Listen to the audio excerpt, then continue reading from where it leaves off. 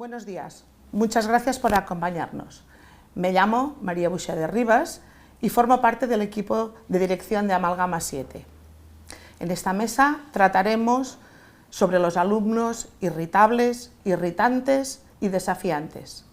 ¿Por qué lo son? ¿Son reconducibles? El funcionamiento de esta mesa será el siguiente. La doctora Adela Massana Marín realizará la siguiente ponencia: el trastorno por déficit de atención con o sin hiperactividad, TDAH. Un instrumento diagnóstico, B-Gaze. Seguidamente les presentaremos los componentes de la mesa a los cuales se les realizará una pregunta para posteriormente abrir un debate. La doctora Adela Massana Marín es la directora del área médico-psiquiátrica de la Escuela Terapéutica Can Ros de Amalgama 7. Doctora en psiquiatría por la Universidad Rovira i Virgili, labores docentes y de investigación en las áreas del TDAH y en la influencia del estrés precoz sobre el neurodesarrollo, con diversos artículos internacionales publicados en estas áreas. Damos paso a la ponencia de la doctora Adela Massana Marín. Muchas gracias. Bueno, yo os voy a hablar, no sé si podemos entrar ya aquí. Os voy a hablar de un instrumento que nosotros estamos utilizando en la clínica. El instrumento es B-Gaze. Aquí B-Gaze hace porque también está asociado a una entrevista estructurada. Os vamos a hablar de nuestra experiencia como usuarios. Es decir, nosotros adquirimos la herramienta en el 2019 y se trata un poco de explicaros cuál es nuestra experiencia con ella, que es positiva. Si logro pasar la diapositiva. Aquí. Estaría un poco... A ver. A ver ahora. ¿Sí? Sí. Ah, que estaba apagado. Bueno, esas cosas pasan igual en el directo que en pantalla. Para contextualizar, os explico dónde yo trabajo. Esto es la Escuela Terapéutica Can Ros. Es un centro residencial de 92 plazas, un recurso privado perteneciente a Amalgama 7, donde tenemos ingresados pacientes adolescentes con patología dual, quiere decir trastorno por uso de sustancias y trastorno psiquiátrico. Las estancias están entre 3 y 24 meses. La particularidad del recurso es que se hace una intervención simultánea, tanto clínica como académica y educativa, es decir, funciona al mismo tiempo como casa de colonias, como internado académico y como residencia psiquiátrica. Vienen pacientes de toda la península y también pacientes de ámbito internacional, aunque no es lo más frecuente, pero atendemos a pacientes sobre todo de toda España. La derivación que tenemos puede ser privada o pública. Tenemos pacientes que nos llegan desde experiencias de otras familias de pacientes con nosotros, también de centros sanitarios, de hospitales, de UCAs, centros de salud o de profesionales liberales. No es infrecuente que pacientes que llegan a nosotros tengan experiencias de hospitalizaciones reiteradas en el último año en unidades de agudos sin poder hacer una buena respuesta al tratamiento. Pero también tenemos derivaciones de centros escolares, tanto públicos, concertados o privados, cuando detectan un adolescente con conductas de riesgo, que ha producido una desescolarización, que es una señal de alarma, y pueden orientar a las familias hacia nuestro recurso. También a través de acciones preventivas y docentes que nosotros realizamos, a veces alguien se da cuenta de que hay algún adolescente que podría requerir el recurso, y finalmente a través de la web o de medios de comunicación. Pero también hay un sector de derivación pública que vienen de las administraciones, ¿no? En Cataluña desde la Dirección General de Atención a la Infancia, también desde Andorra hay un convenio con el Ministerio de Salud, Bienestar y Trabajo, en l'Institut Català d'Acolliment i Adopció, el Instituto Aragonés de Servicios Sociales y el Servicio Aragonés de Salud. De manera que en comunidades, cuando tienen un paciente que necesita el recurso, pero la administración pública, sanitaria o social no puede asumir porque no tiene este recurso, nos lo puede derivar. Nuestro paciente tipo, aunque tenemos diferentes diagnósticos en niños y niñas de 12 a 18 años, el más frecuente sería pues, un perfil de un paciente de 16 años, varón, con sintomatología compatible con TDAH y o trastorno negativista desafiante, diagnosticada o no, y de forma más frecuente no diagnosticada, es decir, es bastante la norma tener pacientes que han pasado a veces por el diagnóstico periódico, ¿no? Un profesional ha dicho que sí que era un TDAH cuando tenía 6 años, pero otro profesional ha dicho que no a los 7, no ha hecho un tratamiento regular, ha habido idas y venidas en momentos de más crisis familiar a los servicios sanitarios, ese es el más frecuente que un paciente correctamente tratado desde la infancia, y con un trastorno de uso de sustancia, la más prevalente, cannabis. Siempre vienen con una grave disfuncionalidad en las áreas tanto académica como familiar como social. Una media de 2 años de evolución, sí que intentamos que la intervención sea lo más precoz posible y hay algunas personas que pueden llegar al ingreso con 3-4 meses de evolución, pero no es lo más frecuente es 2 años tórpidos de muchísima conflictiva y problemática en el medio. Perdido del circuito de salud mental, porque no hay una conciencia de trastorno ni un deseo de cambio, y por tanto han hecho visitas o intentos de tratamiento que han fracasado, y con una familia detrás que tiene un alto estrés y una absoluta pérdida de control educativo del adolescente. Ese sería nuestro perfil más frecuente. Bien, en este perfil entra el TDAH, ¿no? ¿Por qué es importante hablar de TDAH? Primero porque es un trastorno de neurodesarrollo que es el más prevalente en la infancia y en la vida adulta. Tiene una prevalencia media del 5% en niños y una prevalencia media del 2% en adultos. Es decir, que hay una persistencia del 50% de los niños que tienen TDAH siguen con disfuncionalidad mayor o menor en la vida adulta. Es importante también porque el TDAH como trastorno de neurodesarrollo, cuando hablamos de trastorno de neurodesarrollo nos estamos refiriendo a que no hablamos de una enfermedad que de repente aparece en una persona con un desarrollo típico, sino que lo que se está produciendo a nivel cerebral es un neurodesarrollo que se desvía de la norma. No quiere decir tampoco que sea una patología en sí. Quiere decir que esa desviación de la norma hace que sus procesos adaptativos sean distintos a los de la mayoría de población, y por eso hablamos de trastorno. La importancia del TDAH no es solo la disfuncionalidad que producen sus síntomas, sino que la norma es que esté asociado a otra patología psiquiátrica comórbida. Es decir, solo un 38% son TDAHs puros sin que haya ninguna complicación. ¿Qué complicaciones son las más frecuentes? Trastornos afectivos, trastornos de ansiedad, trastornos de personalidad y ahí vamos, trastorno por uso de sustancias, ¿vale?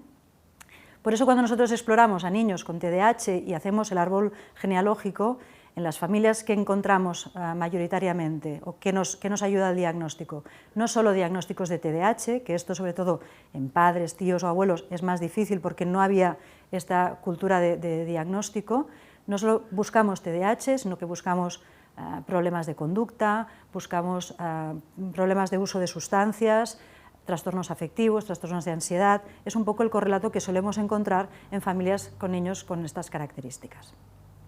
Sabemos que el TDAH es predictor de uso de tabaco, de alcohol y de sustancias psicoactivas ilícitas en la vida adulta. Muy importante señalar que siempre pensamos en los tóxicos como en los tóxicos entre comillas mayores, pero uno de los grandes problemas de las personas con TDAH, por ejemplo, es el tabaquismo y el alcohol.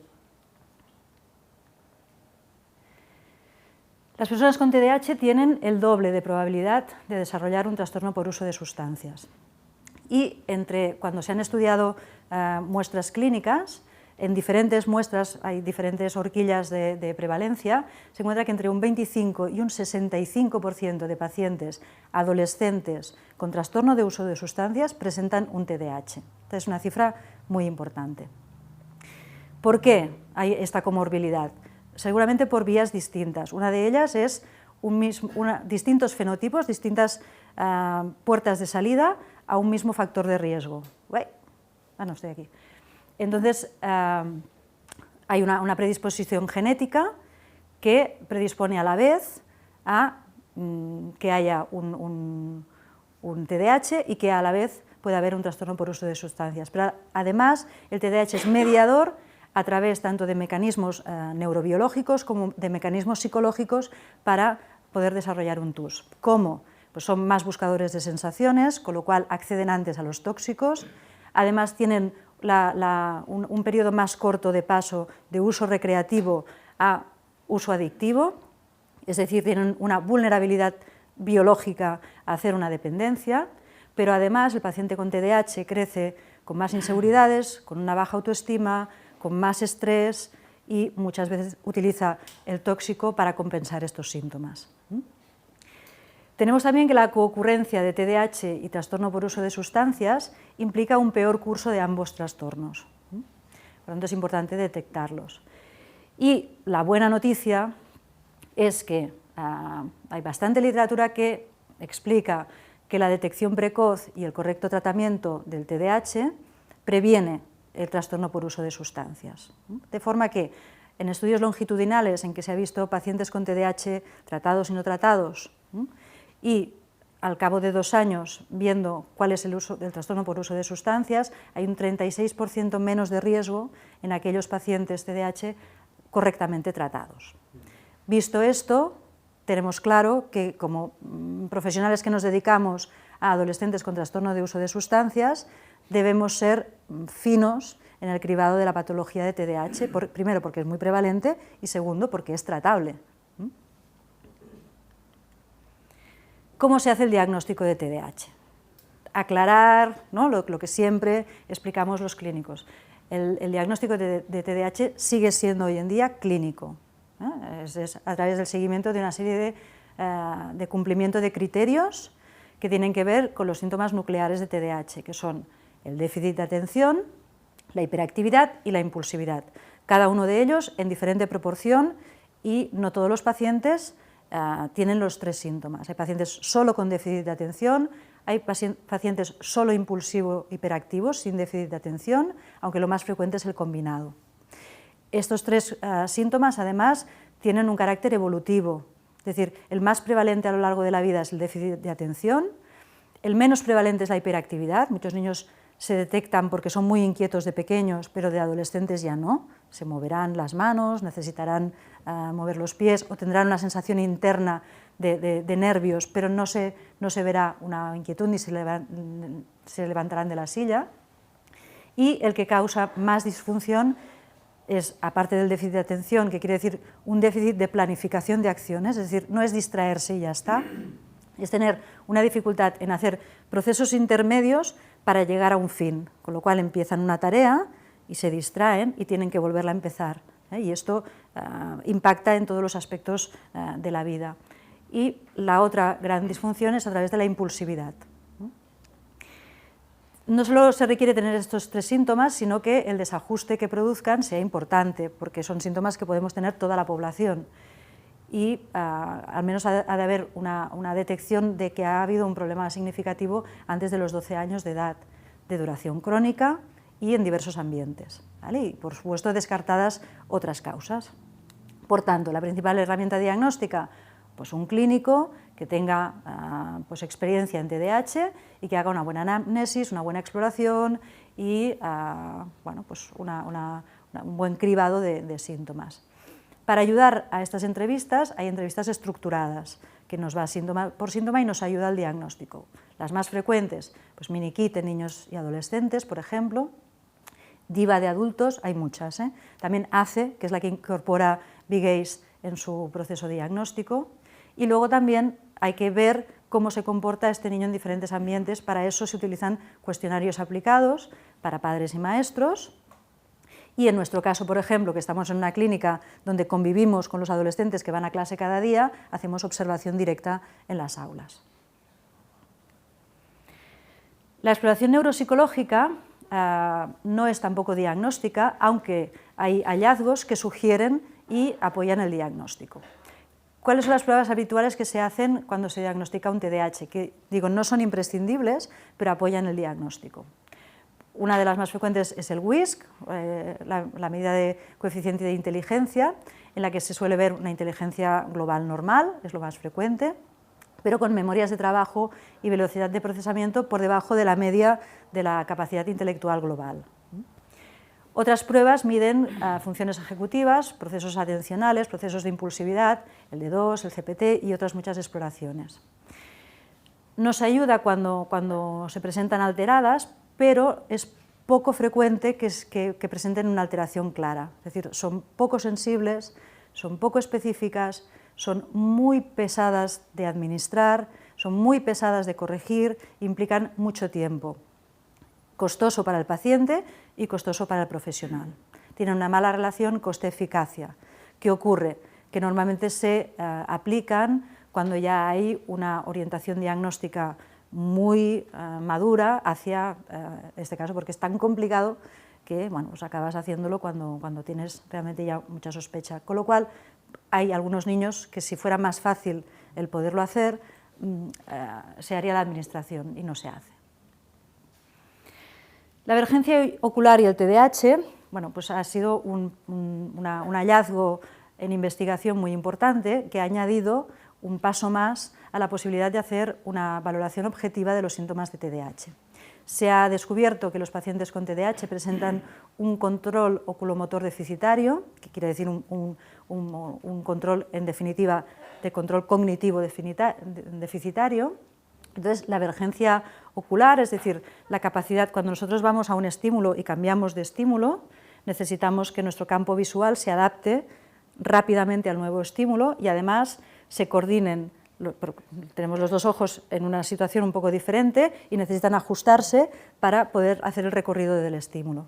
Bien, pues se ha visto que este recorrido que hacen los dos campos oculares para atender a un estímulo está alterado en los pacientes con TDAH.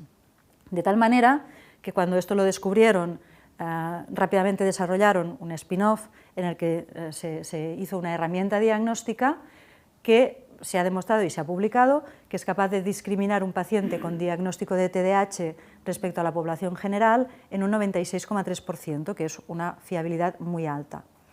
Unos falsos positivos, es decir, sale alterada la prueba, pero el paciente no tiene TDAH, de un 5%, pero un 0% de falsos negativos. Cuando se estudia y se compara con población clínica, discrimina el TDAH respecto a población clínica en un 85,7%, que sigue siendo una alta fiabilidad. Falsos positivos de un 5% y falsos negativos de mayores, de un 19%. ¿Vale? Con estos hallazgos se desarrolló la herramienta. ¿Y qué aporta? ¿No? ¿Qué ventajas tiene el uso de BGACE al diagnóstico?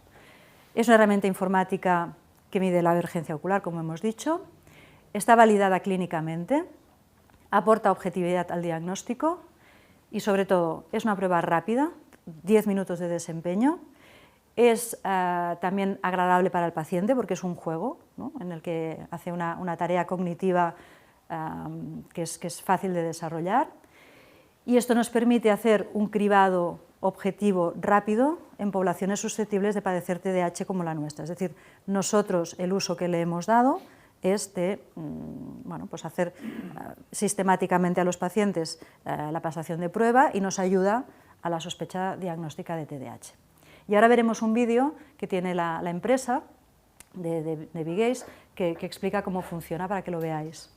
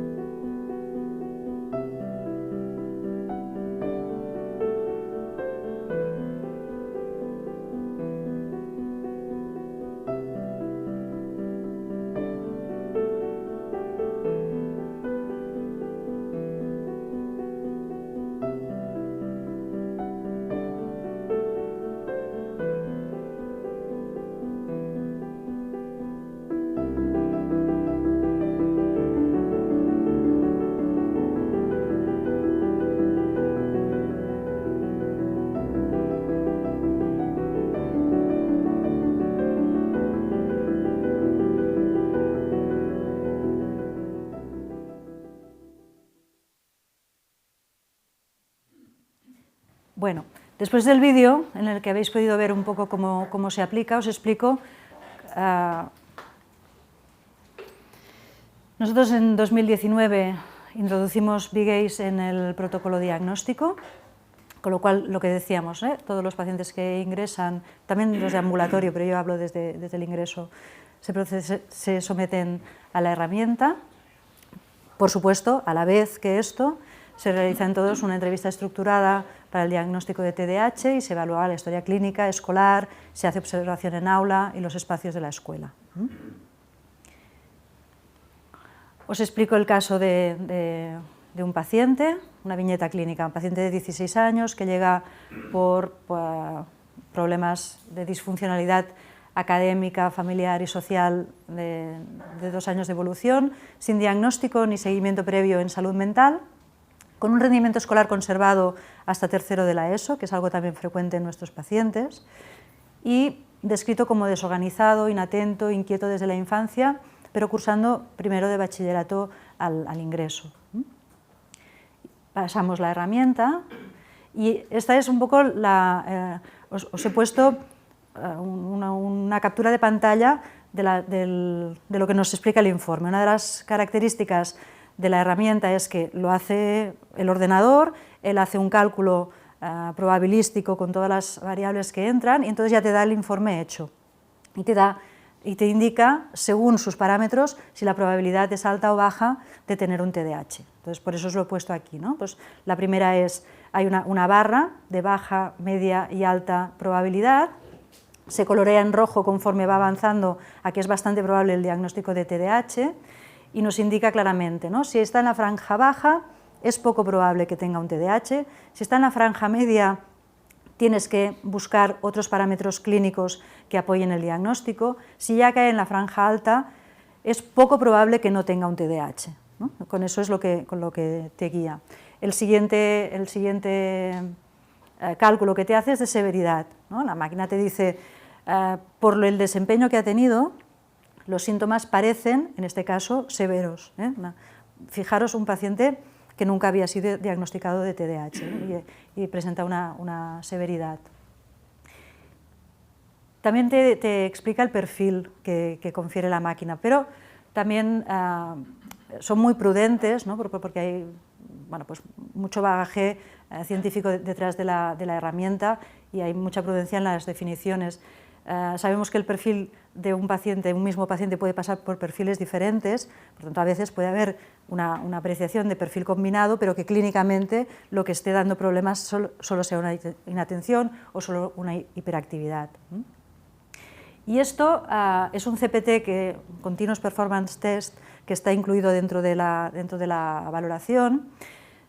Me gusta presentarlo porque, por ejemplo, en este paciente, es decir, cuando nosotros hacemos una prueba cognitiva sin medir cuál es el recorrido cognitivo que hace para poder alcanzar el resultado, lo que vemos solo es el resultado final. ¿Qué nos pasa? Muchos pacientes en pruebas cortas, bajo motivación, desempeñan bien la prueba. ¿Por qué? Porque hay muchas cosas que están causadas por cansancio. No es lo mismo una prueba de 10 minutos o de 20 minutos que 6 horas de aula, ¿vale?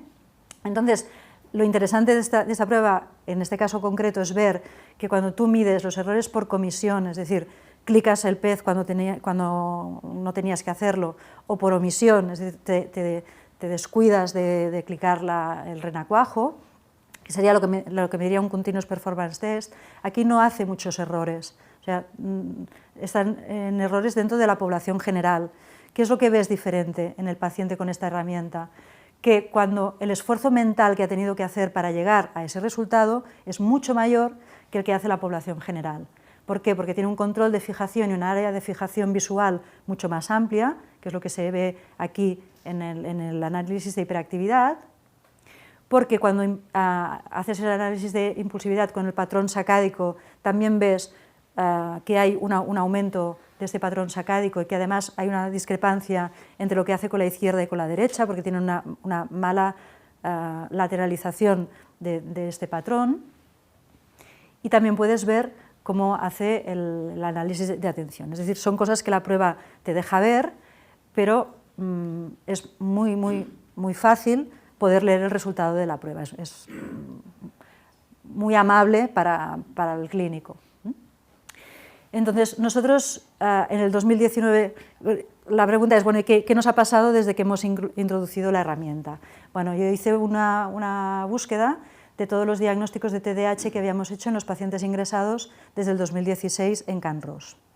Lo que vemos es que en 2016 había una prevalencia del 17%, en 2017 llegamos al 22%, en 2018 hubo una prevalencia del 25%, y en el 2019 incluimos la herramienta. Y fijaros lo que ocurre, pasamos de un 25% de prevalencia de diagnóstico hasta un 44% de diagnóstico, es decir, casi doblamos la capacidad diagnóstica, que se mantiene a lo largo de los 2 siguientes años.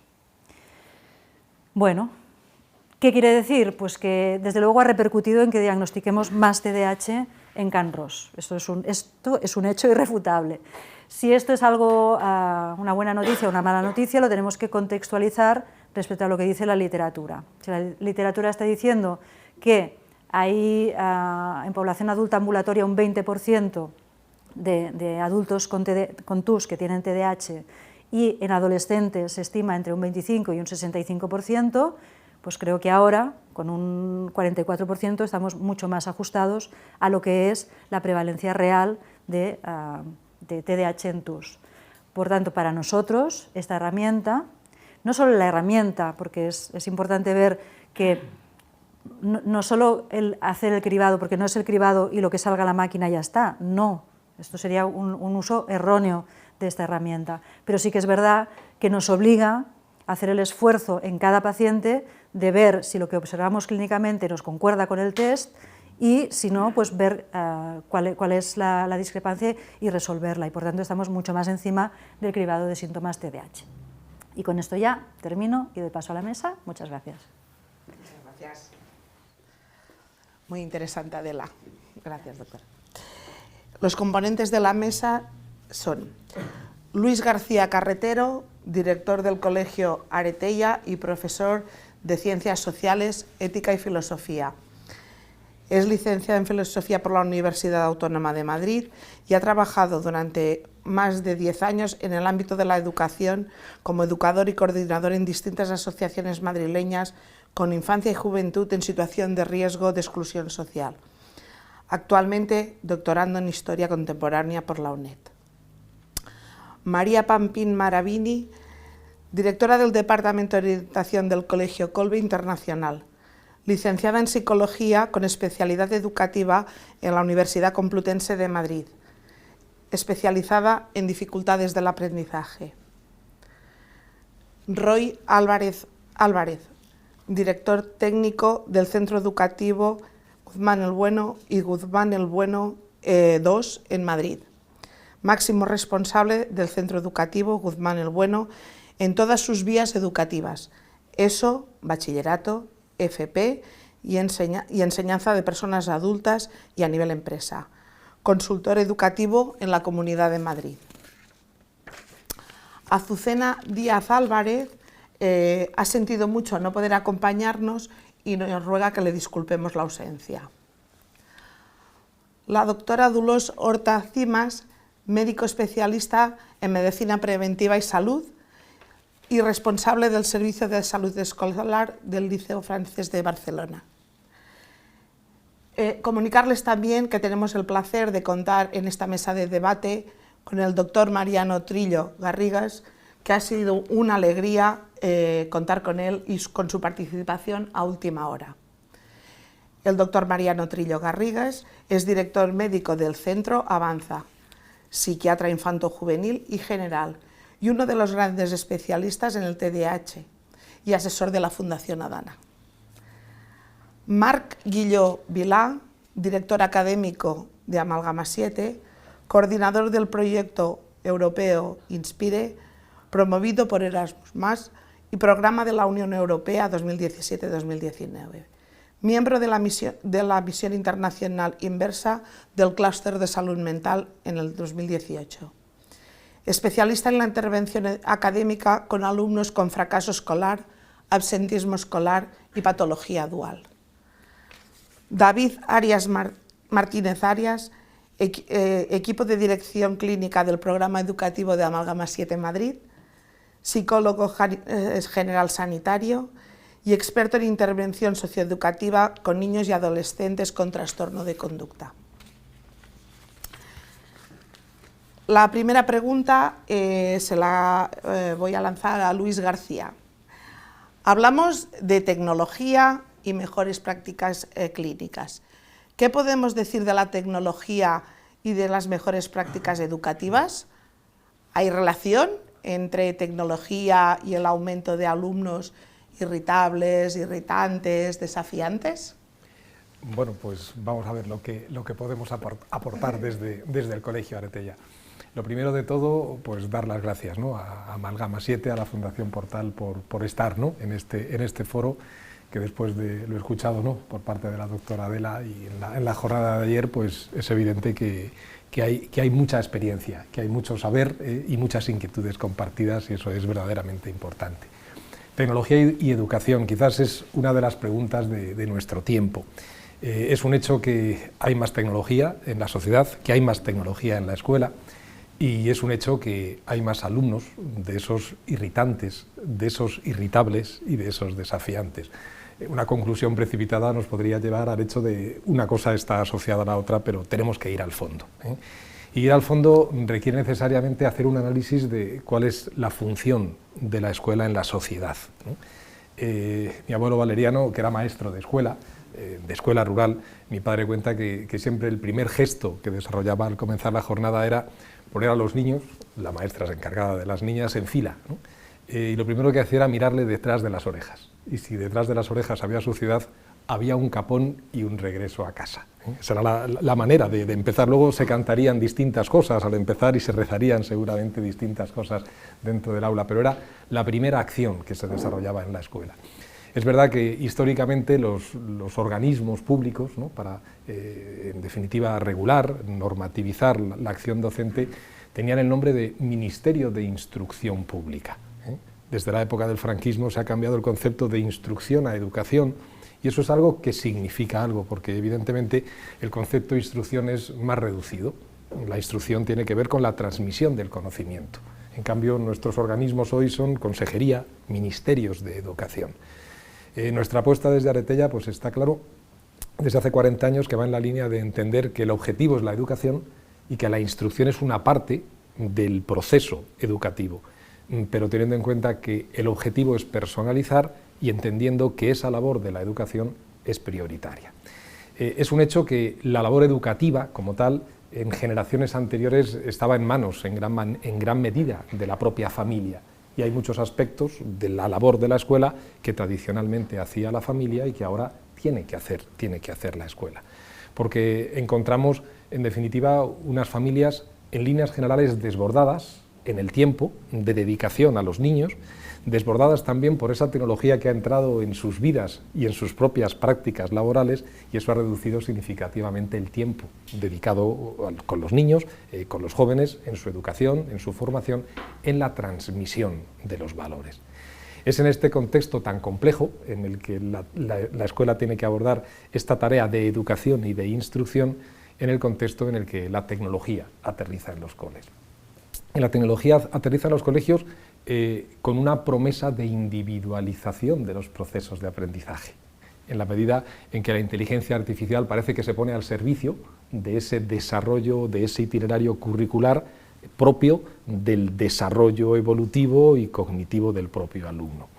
Esa es la teoría. Y sobre la teoría, para un colegio como Aretella, que quiere personalizar ese modelo de individualización que la inteligencia artificial y que las plataformas digitales pueden proponer, pues es un modelo ideal, perfecto. Pero la tecnología viene acompañada de una revolución en las prácticas docentes que frustran al profesor, el alumno irritante, el alumno irritable. Es decir, una cosa es que se irrite el alumno, otra cosa es que se irrite el profesor. ¿Por qué se irrita el profesor? Porque a lo mejor sus expectativas son diferentes o porque está arrojado a una práctica educativa para la que no está entrenado. De hecho, si hacemos con franqueza y con honestidad una vista atrás a estos años en los que las tecnologías se han implantado en los colegios, vemos cómo expertos en ingeniería informática enseñan a los docentes cómo dar clase. Ese es el modelo habitual en el que las plataformas digitales han instruido a los profesores. Por lo tanto, el profesor arranca con cierto margen de frustración ese contexto de aula. A partir de ahí, al alumno se le entrega un dispositivo. Se le entrega un dispositivo en el momento en el que la familia está debatiendo acerca de si en el día de la primera comunión se le regala o no el móvil al niño. Antes de que la familia plantee ese debate, es el momento en el que el colegio pone un dispositivo digital en manos del niño.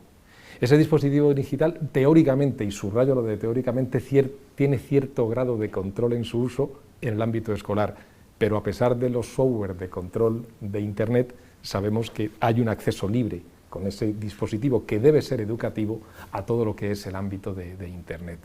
Por lo tanto, es verdad que ese dispositivo, que en principio es educativo, se convierte en un dispositivo simultáneamente de ocio y simultáneamente de trabajo.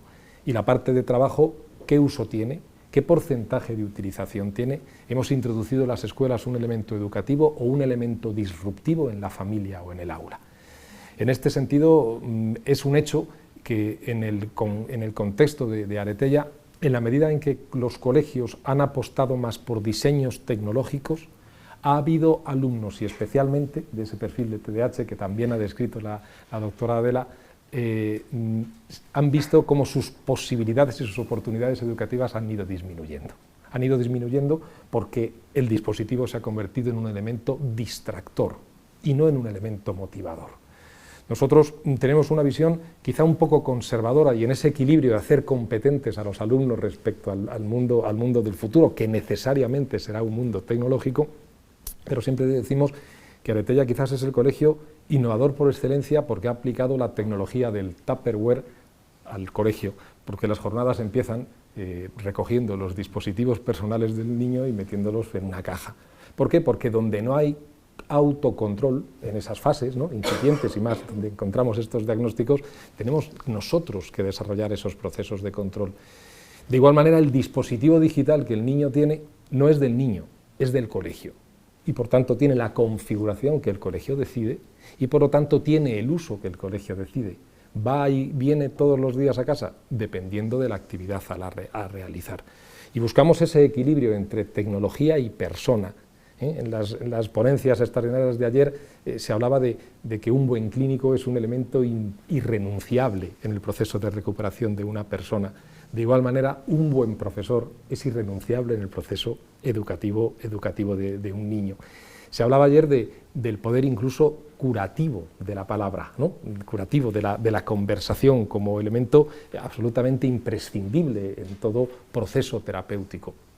Esa es una realidad de la palabra como arma que cura, pero también como arma que hiere, ¿no? Y muchas veces ese profesor sobrepasado utiliza el lenguaje en un contexto de guerra, ¿no?, en un contexto de crear herida.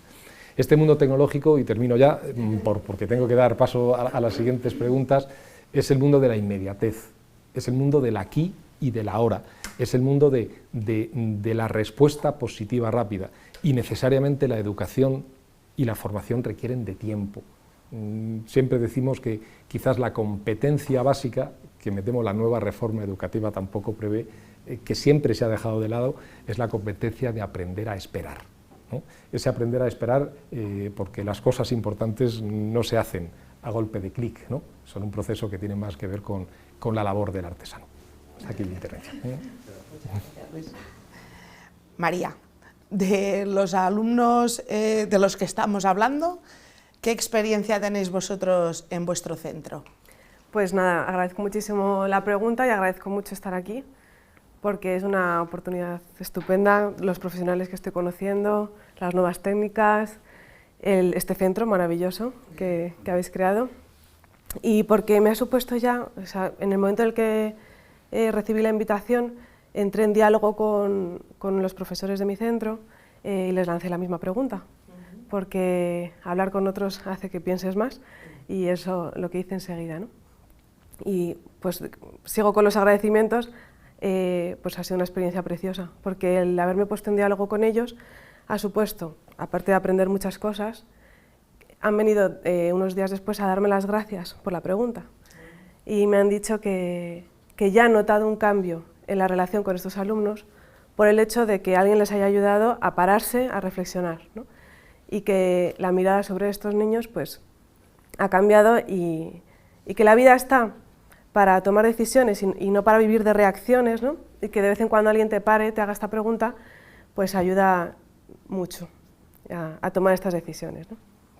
Entonces, bueno, recogiendo la experiencia de todos estos años, hablando con ellos, yo me daba cuenta que el primer punto que quería señalar es la importancia de un buen diagnóstico, ¿no? Como nos ha explicado la doctora, las cifras son impresionantes y bueno, pues hace poco está terminándose el estudio de Valdebrón en el que se ve que hay muy poco diagnóstico que se hace realmente, ¿no? De estos chicos, que se necesitaría mucho más. Siempre me acordaré de una alumna marroquí que nos llegó hace unos años, ahora ya 7 años, venía con la indicación de viene expulsada del centro por haber amenazado a profesores con un desodorante y un mechero, aquí en la cara. Tened cuidado con ella. Y desde el momento en el que entró, bueno, pues vimos que efectivamente era una alumna que tenía como 3 años de desfase curricular, era una época en la crisis económica, o sea que fue hace más tiempo, que se habían quitado los profesores de compensatoria y que parecía que estos niños estaban en el limbo y que nadie podía atenderles. Claro, pues era una niña con un desfase curricular muy grande en el aula. Y le hicimos una evaluación, vimos que tenía este desfase, le hicimos adaptaciones curriculares, luego tenía que presentarse a los exámenes como todos, pero sí que lo que es pues le íbamos trabajando los objetivos sobre los que ella necesitaba. Le pusimos muchísimos apoyos y en ningún momento vimos un problema de comportamiento, ¿no? Como es importante diagnosticar bien cuál es la causa, ¿no? Si es un TDAH, si es un desfase curricular, si es, pues es una necesidad de afecto, ¿no? Pues para mí, para mí, y lo hablaba con los profesores, es fundamental. El segundo punto que quería compartir con vosotros, que me parece fundamental, es, que lo comentaba con los compañeros justo antes de empezar la mesa, es la importancia de la relación con el alumno. Lo que vemos en el aula es la punta de un iceberg, son 40 minutos 50 en los que ves una parte muy pequeña de él. Y ellos están además, coincidían todos, en probando hasta qué punto les queremos, ¿no? Hasta qué punto nuestra aceptación es incondicional y hasta qué punto no vamos a ser un muro que se va a derribar, sino va a ser un muro fuerte sobre el que apoyarse. Y para ello necesitan comprobar que son queridos incondicionalmente y necesitan... ¿hay algún problema? Vale. Y necesitan... y por tanto es muy importante que el profesor establezca una relación verdadera con ellos, ¿no? De persona a persona, de corazón a corazón. Y no intentar gestionar la situación en los 50 minutos de clase aplicando técnicas. Ellos se están planteando hasta qué punto son importantes, ¿no? Y os quería leer, ¿no? Por ejemplo, lo que me decía un profesor.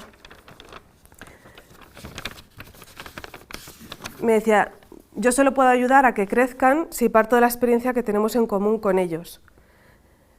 En común ellos y yo. El deseo de ser querida también, cuando me equivoco, de ser corregida y de ser ayudada, a ponerme delante de todo lo que sucede, lo bueno y lo malo, entender que estamos en camino, ellos y nosotros. Nosotros podemos estar en camino desde antes, pero ambos lo estamos. Bueno, esto me lo dice la directora, que es una persona que cuando, la de secundaria, que yo alucino porque cuando tiene que entregar partes de expulsión o partes de acoso escolar, tu hijo es acosador, los profesores salen de ese despacho muchas veces agradecidos por cómo se les mira a sus hijos, ¿no? Yo, como tengo la suerte de estar despacho con ella, pues esto lo veo, ¿no? Entonces, me parecía también como muy importante señalar este punto de entrar, o sea, que estos chicos, o sea, el reconducir a estos chicos irritantes y desafiantes pasa por tener una relación verdadera con ellos, ¿no? ¿Y cuál es la tentación y por qué esto es un problema muchas veces? Pues que pensamos que eso nos va a robar tiempo, que ya tenemos muchas cosas, que tenemos mucho tiempo y nos va a robar tiempo y energía, ¿no? Y nos vamos a sentir exigidos. Y quería traeros pues, una cosa que me dijo una vez que para mí fue de lo más inspirador que me han dicho, Bernal Sol, el director de la Compañía de las Obras, una asociación de 35.000 empresas, que cuando yo le hacía esta pregunta de cómo podemos hacer que un profesor tenga un verdadero interés por el alumno, ¿no? Y no cumpla unas técnicas, decía, apelando a la conveniencia suya, ¿no? Muchas veces pensamos que por dedicar menos tiempo, menos esfuerzo, va a ser más fácil, y en realidad lo que hace es complicar la relación, ¿no? Si nos dedicamos a poner muros, al final la relación se hace mucho más ardua y mucho más complicada.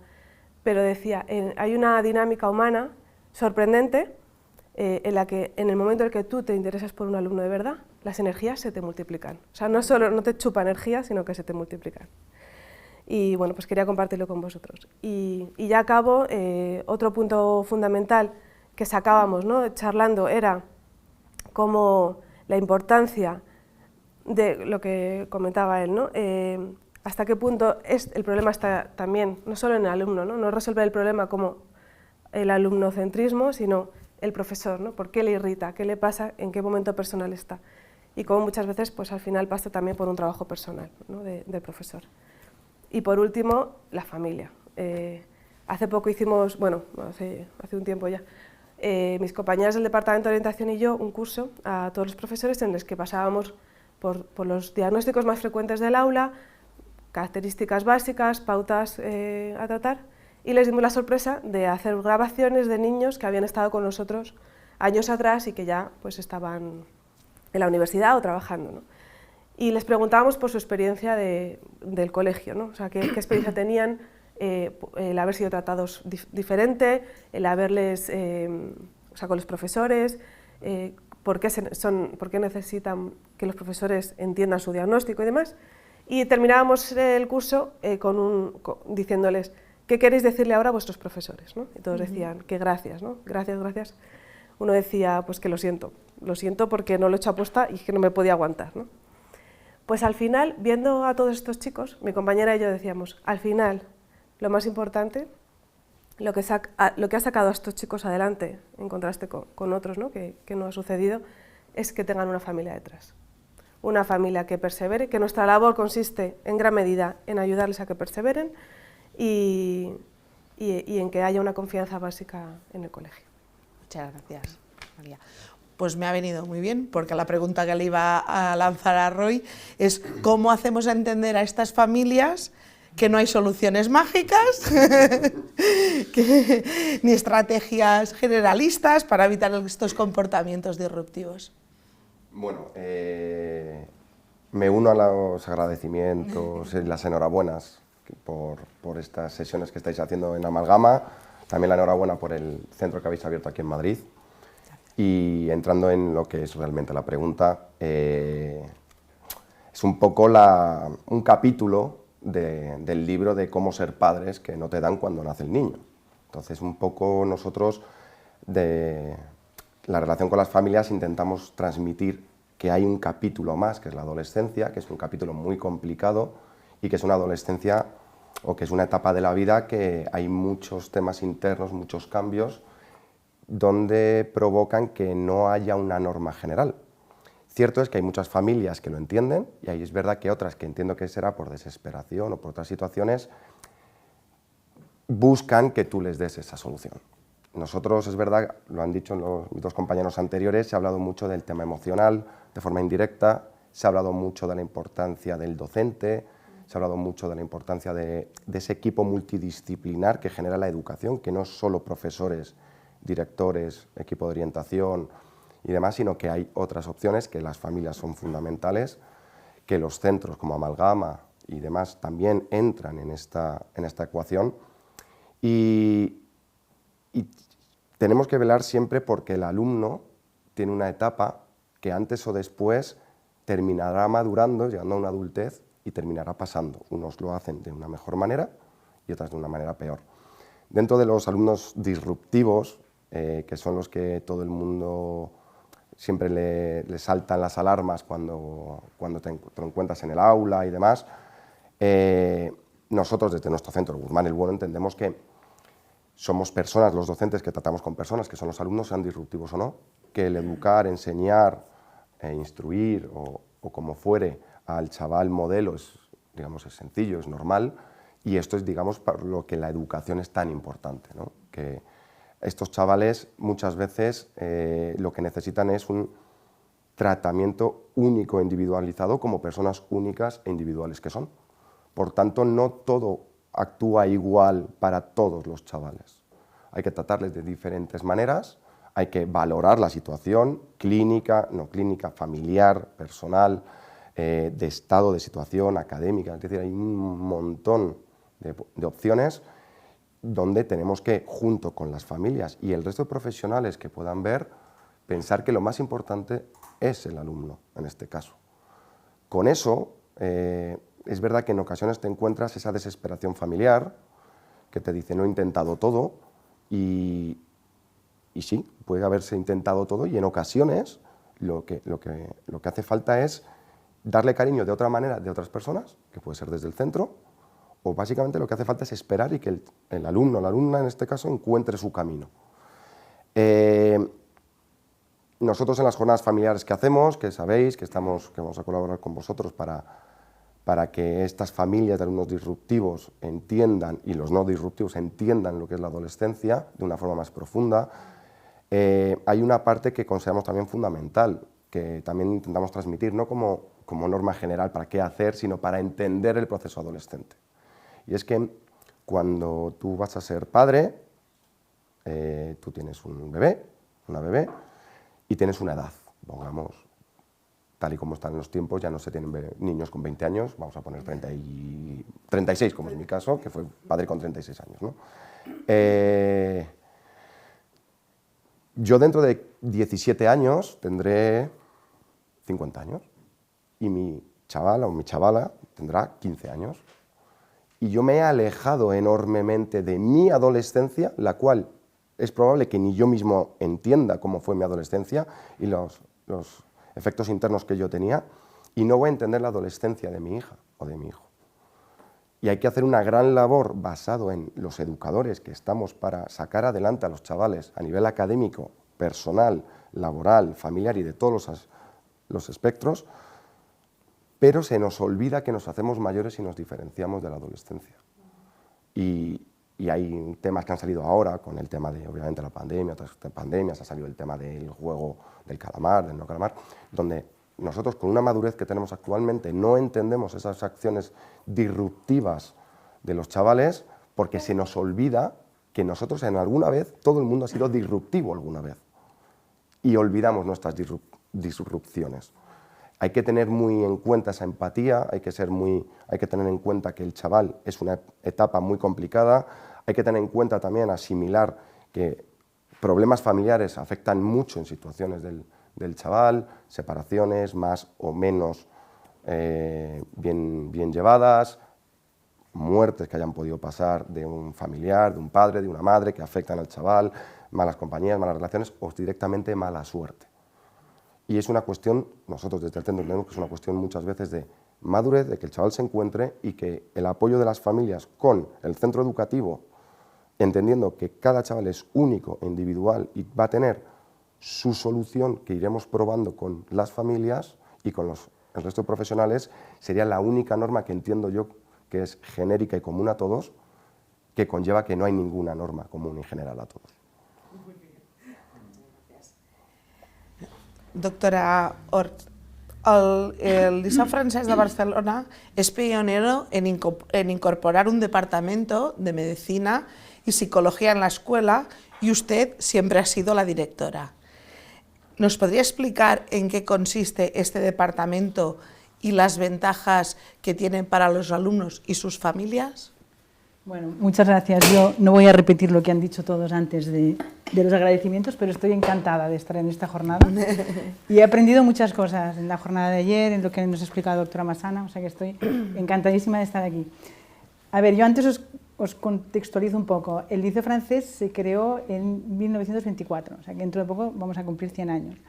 Y es una escuela que depende de la Agencia para la Enseñanza del Francés en el Extranjero. Quiere decir que es una red de escuelas que tiene aproximadamente 500 escuelas en más de 100 países.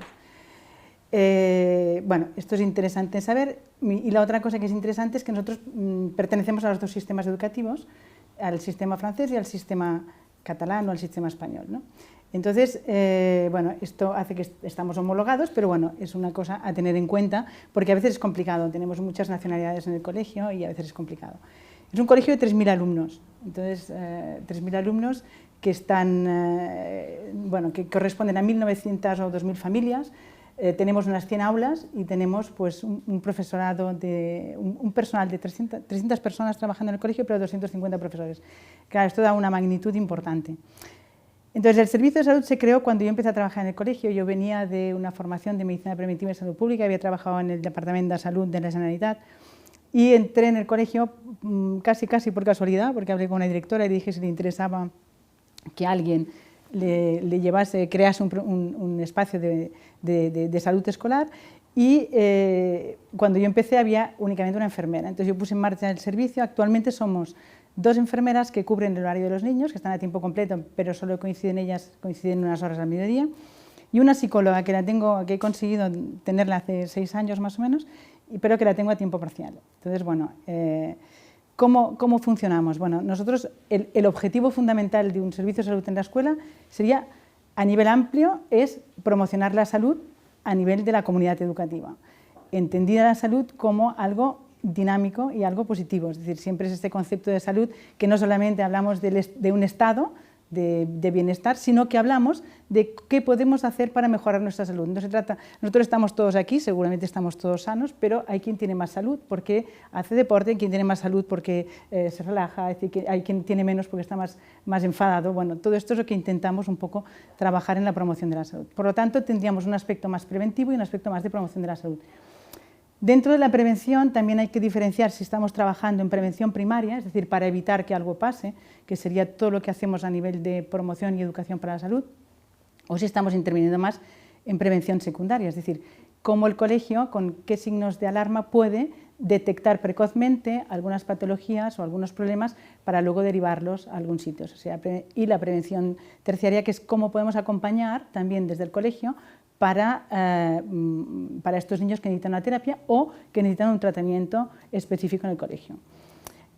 Intervenimos, como también han dicho antes, a nivel individual, pero también a nivel grupal y a nivel de la comunidad educativa. Es decir, cuando trabajas en una comunidad educativa tan grande, hay que preservar también el bienestar de la comunidad educativa a través pues, de intervenir incluso hasta en la organización y planificación de la escuela, que a veces es un factor de estrés y que a veces hace que el clima escolar no sea lo que tiene que ser. O sea, esos serían los puntos claves.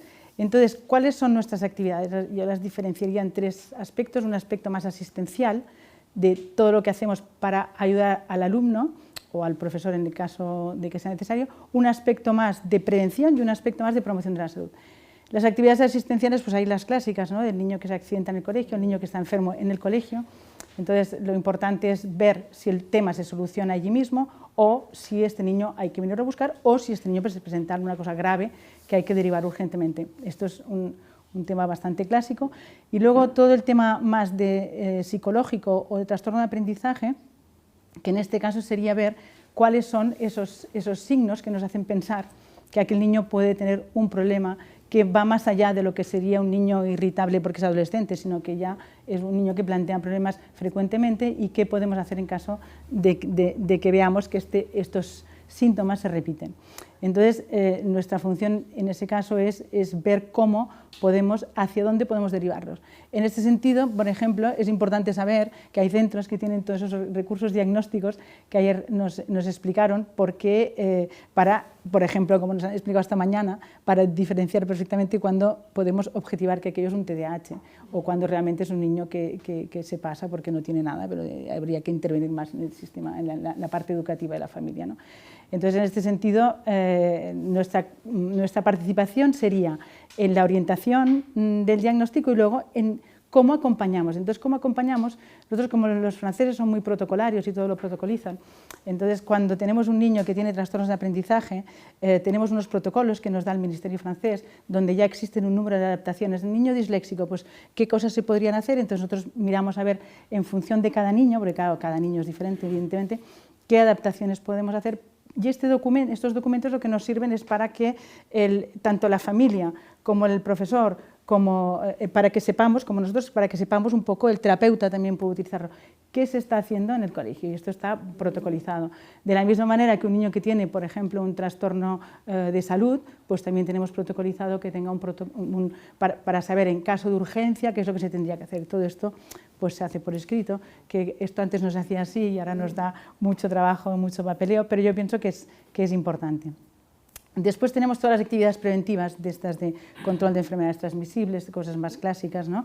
de regímenes alimentarios, bueno, todo este tipo que no voy a entrar porque es bastante fácil de entender. Y luego hay toda la parte de promoción de la salud, que esta para mí es la parte que más me gusta, dada mi formación, y que es la que nos permite trabajar con el alumno no solo la salud física, sino la salud emocional, incluso la salud social, a nivel de las relaciones que este niño tiene con su entorno, ¿no? Entonces, ¿cómo lo hacemos? Pues lo hacemos a través de los programas de educación para la salud. Tenemos la suerte de que la Agencia de Salud Pública de Barcelona nos ayuda mucho porque tienen ya programas evaluados, porque los programas de promoción de la salud hay que evitar, hay que intentar ser preventivo y no contrapreventivo. Es decir, si damos mucha información sobre algunos temas, por ejemplo, si damos mucha información sobre los efectos que pueden producir las drogas, estamos haciendo contraprevención. Entonces, la Agencia de Salud Pública nos da ya unos programas que se han evaluado y que los podemos utilizar fácilmente, ¿no? Entonces, lo que se trata es de ver cómo se implementa todo esto. Entonces, el secreto para mí es que el principal agente de educación para la salud es el educador, es el profesor. El profesor es la persona que conoce a sus alumnos, que conoce su aula y es el que puede intervenir para trabajar de forma no específica. Es decir, todos los programas de educación para la salud tienen siempre la misma forma de trabajar. Es decir, que cuando estamos responsabilizando al alumno sobre lo que es la salud, cuando le estamos ayudando a identificar factores de riesgo, cuando le estamos ayudando a identificar qué es la presión de grupo, esto se puede hacer desde la perspectiva educativa, no hace falta ser un especialista. Evidentemente, las intervenciones de especialistas son muy interesantes porque aportan esa información que complementa la parte educativa del educador. Por ejemplo, nosotros últimamente no porque ha habido la pandemia, pero clásicamente hemos en los últimos años a ver cómo el doctor Maldonado nos explica cuáles son las alteraciones, porque están haciendo todo un trabajo sobre cómo altera el cannabis a la memoria. Bueno, esto es muy interesante, pero si detrás de esto no hay todo un trabajo educativo centrado en el trabajo del profesor, es muy difícil, porque el profesor le da la parte educativa que complementa toda la parte más informativa. Bueno, esto es nuestra manera de entender la educación para la salud. Y entonces, el servicio de salud, ¿cuál sería la función en esto? Bueno, pues yo creo que para un profesor es muy difícil, si él está solo y no hay nadie que le apoye ni le dinamice, es difícil poner en marcha todo esto, buscar materiales, cómo lo hago, cómo intervengo, me han preguntado esto y ahora qué les digo. Entonces saben que siempre detrás hay unas personas, que puedo ser yo, la psicóloga, que les ayudemos en esas dudas y a resolver estos problemas que tienen. Bueno, no iría más allá porque también quiero que intervengan otras personas, pero bueno, de alguna manera yo lo que diría es que estoy muy de acuerdo con lo que ha dicho Luis antes sobre la función del profesor. Creo que ayer el doctor Martín nos decía que el psicólogo y el psiquiatra eran difícilmente sustituibles. Yo pienso que el profesor también es difícilmente sustituible. Sí. Estoy de acuerdo también con lo que decía Roy sobre la atención individualizada, o sea, hay la atención grupal, pero también la atención individualizada, y pienso que, bueno, que es importante tener en cuenta todas estas cosas que se han ido diciendo, y muchas gracias. No, muchas gracias. Doctor Trillo, ¿usted cree que el TDAH puede estar infradiagnosticado en la atención primaria y en la sociedad en general? ¿Y sobrediagnosticado en la atención especializada?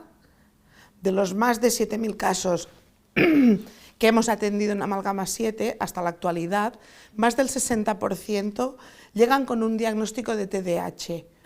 ¿Cómo lo valora usted? Sí, gracias. Me parece que yo soy el único que no se ha preparado la respuesta porque no sabía la pregunta. Pero bueno, improviso. Sí que es verdad que hay un fenómeno. O sea, yo me formé en Estados Unidos y hay un fenómeno que ya se conocía entonces allí, que había un sobrediagnóstico del TDAH. Pero luego es curioso porque resulta que donde se sobrediagnostica más el TDAH es en los dos extremos de la franja socioeconómica. O bien chavales de origen social bajo, barrios conflictivos, etcétera, etcétera, porque supongo que el médico de atención primaria, como no puede ayudar de otra forma, les atiza una medicación para el TDAH para que con eso puedan conseguir acabar el colegio, o bien en extractos sociales altos, donde sí se sabe que hay padres que a lo mejor tienen un hijo que tiene una inteligencia, digamos, media, y que como quieren un rendimiento por encima de la media, buscan cualquier tipo de recurso hasta que encuentran un médico que diagnostica un TDAH y pone medicación.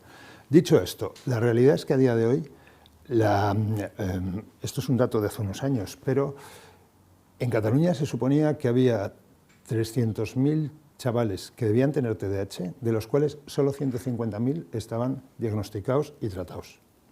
Con lo cual, a día de hoy, este es un dato de puede ser hace 4 o 5 años, a día de hoy sabemos que sigue habiendo menos chavales diagnosticados de TDAH de los que debería haber. Otra cosa es que hay algunos que no están diagnosticados y lo son, y otros que están diagnosticados y no lo son. Eso es un mal diagnóstico.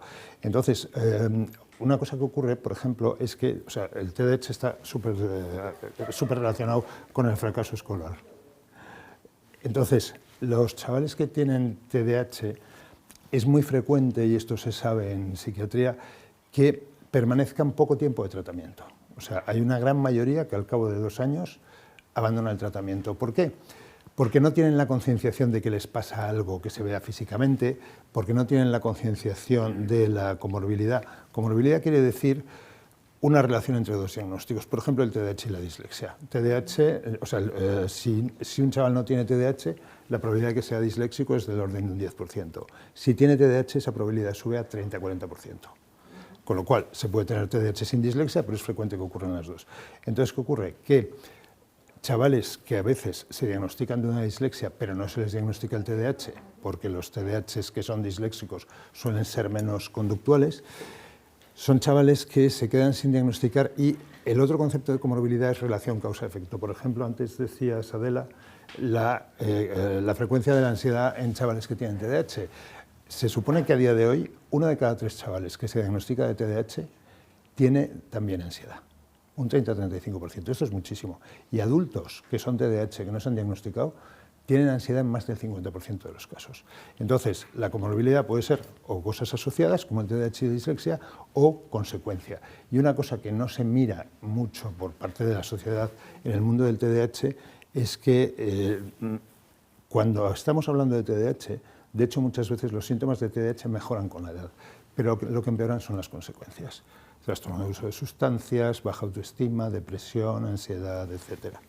Y por cierto, yo le he dado las gracias a todo el equipo de Amalgama por invitarme, las aprovecho para dar en este momento y gracias a los que estáis aquí. Gracias.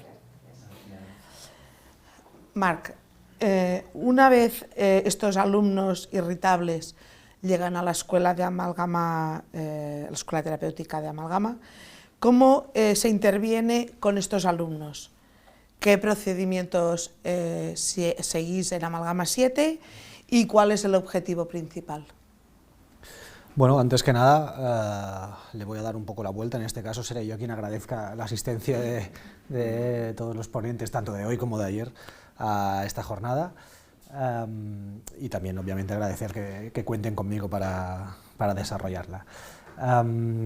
Cuando un alumno de este tipo que comentábamos, ¿no?, irritables o irritantes, llegan a nuestras escuelas terapéuticas, bueno, hay varios movimientos, ¿no?, pero el primero de todos, y ha ido saliendo un poco en las intervenciones anteriores, es hacernos una fotografía, una idea exacta de en qué punto de su educación ha llegado este alumno, es decir, cuando nos llega, en qué punto de su escolarización se ha quedado, porque habitualmente, como bien comentaba la doctora Massana anteriormente, pues llegan los chicos en situación de abandono escolar, de fracaso escolar y de mucho absentismo también.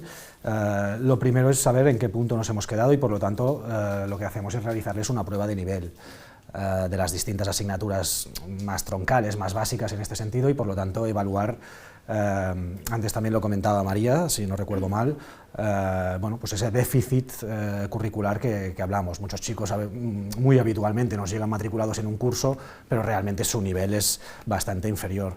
Lo primero es detectar cuáles son esas carencias, esas necesidades al final, y a partir de ahí asignarle un nivel de aula y un nivel de exigencia académica que realmente pueda soportar el chico o la chica.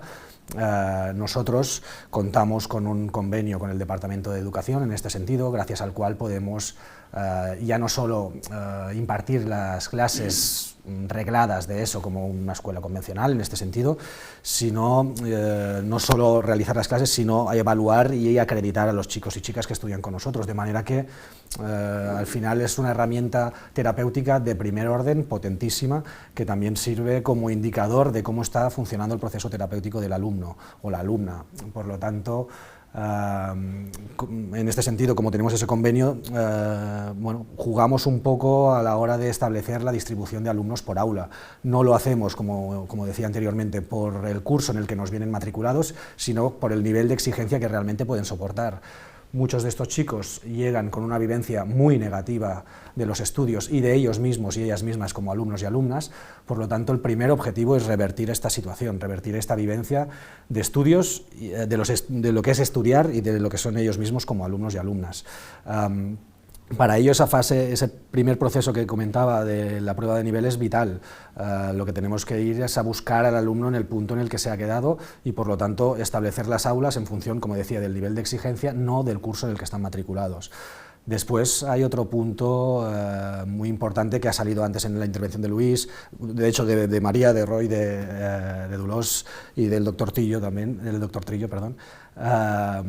que es este punto motivacional que tienen que despertar, entendemos, sí o sí los profesores. Es decir, al final es un reto diario el hecho de impartir clase, no es una cuestión protocolaria de seguir un temario y punto, sino que es cuestión de establecer un vínculo, una relación profesor-alumno en la que el mismo alumno puede ver que bueno, pues, hay una manera diferente de vivir los estudios, de vivir la relación profesor-alumno, de vivir la estancia en un aula.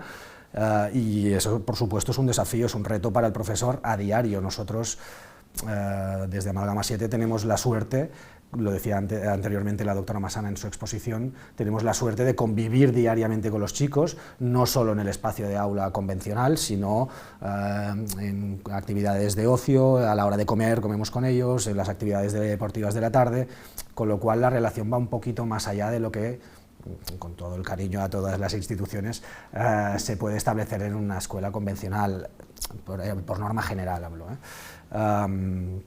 Insisto, el objetivo siempre es ese, cambiar un poco la perspectiva y la vivencia que tiene el alumno sobre los estudios y sobre él mismo o ella misma como alumno.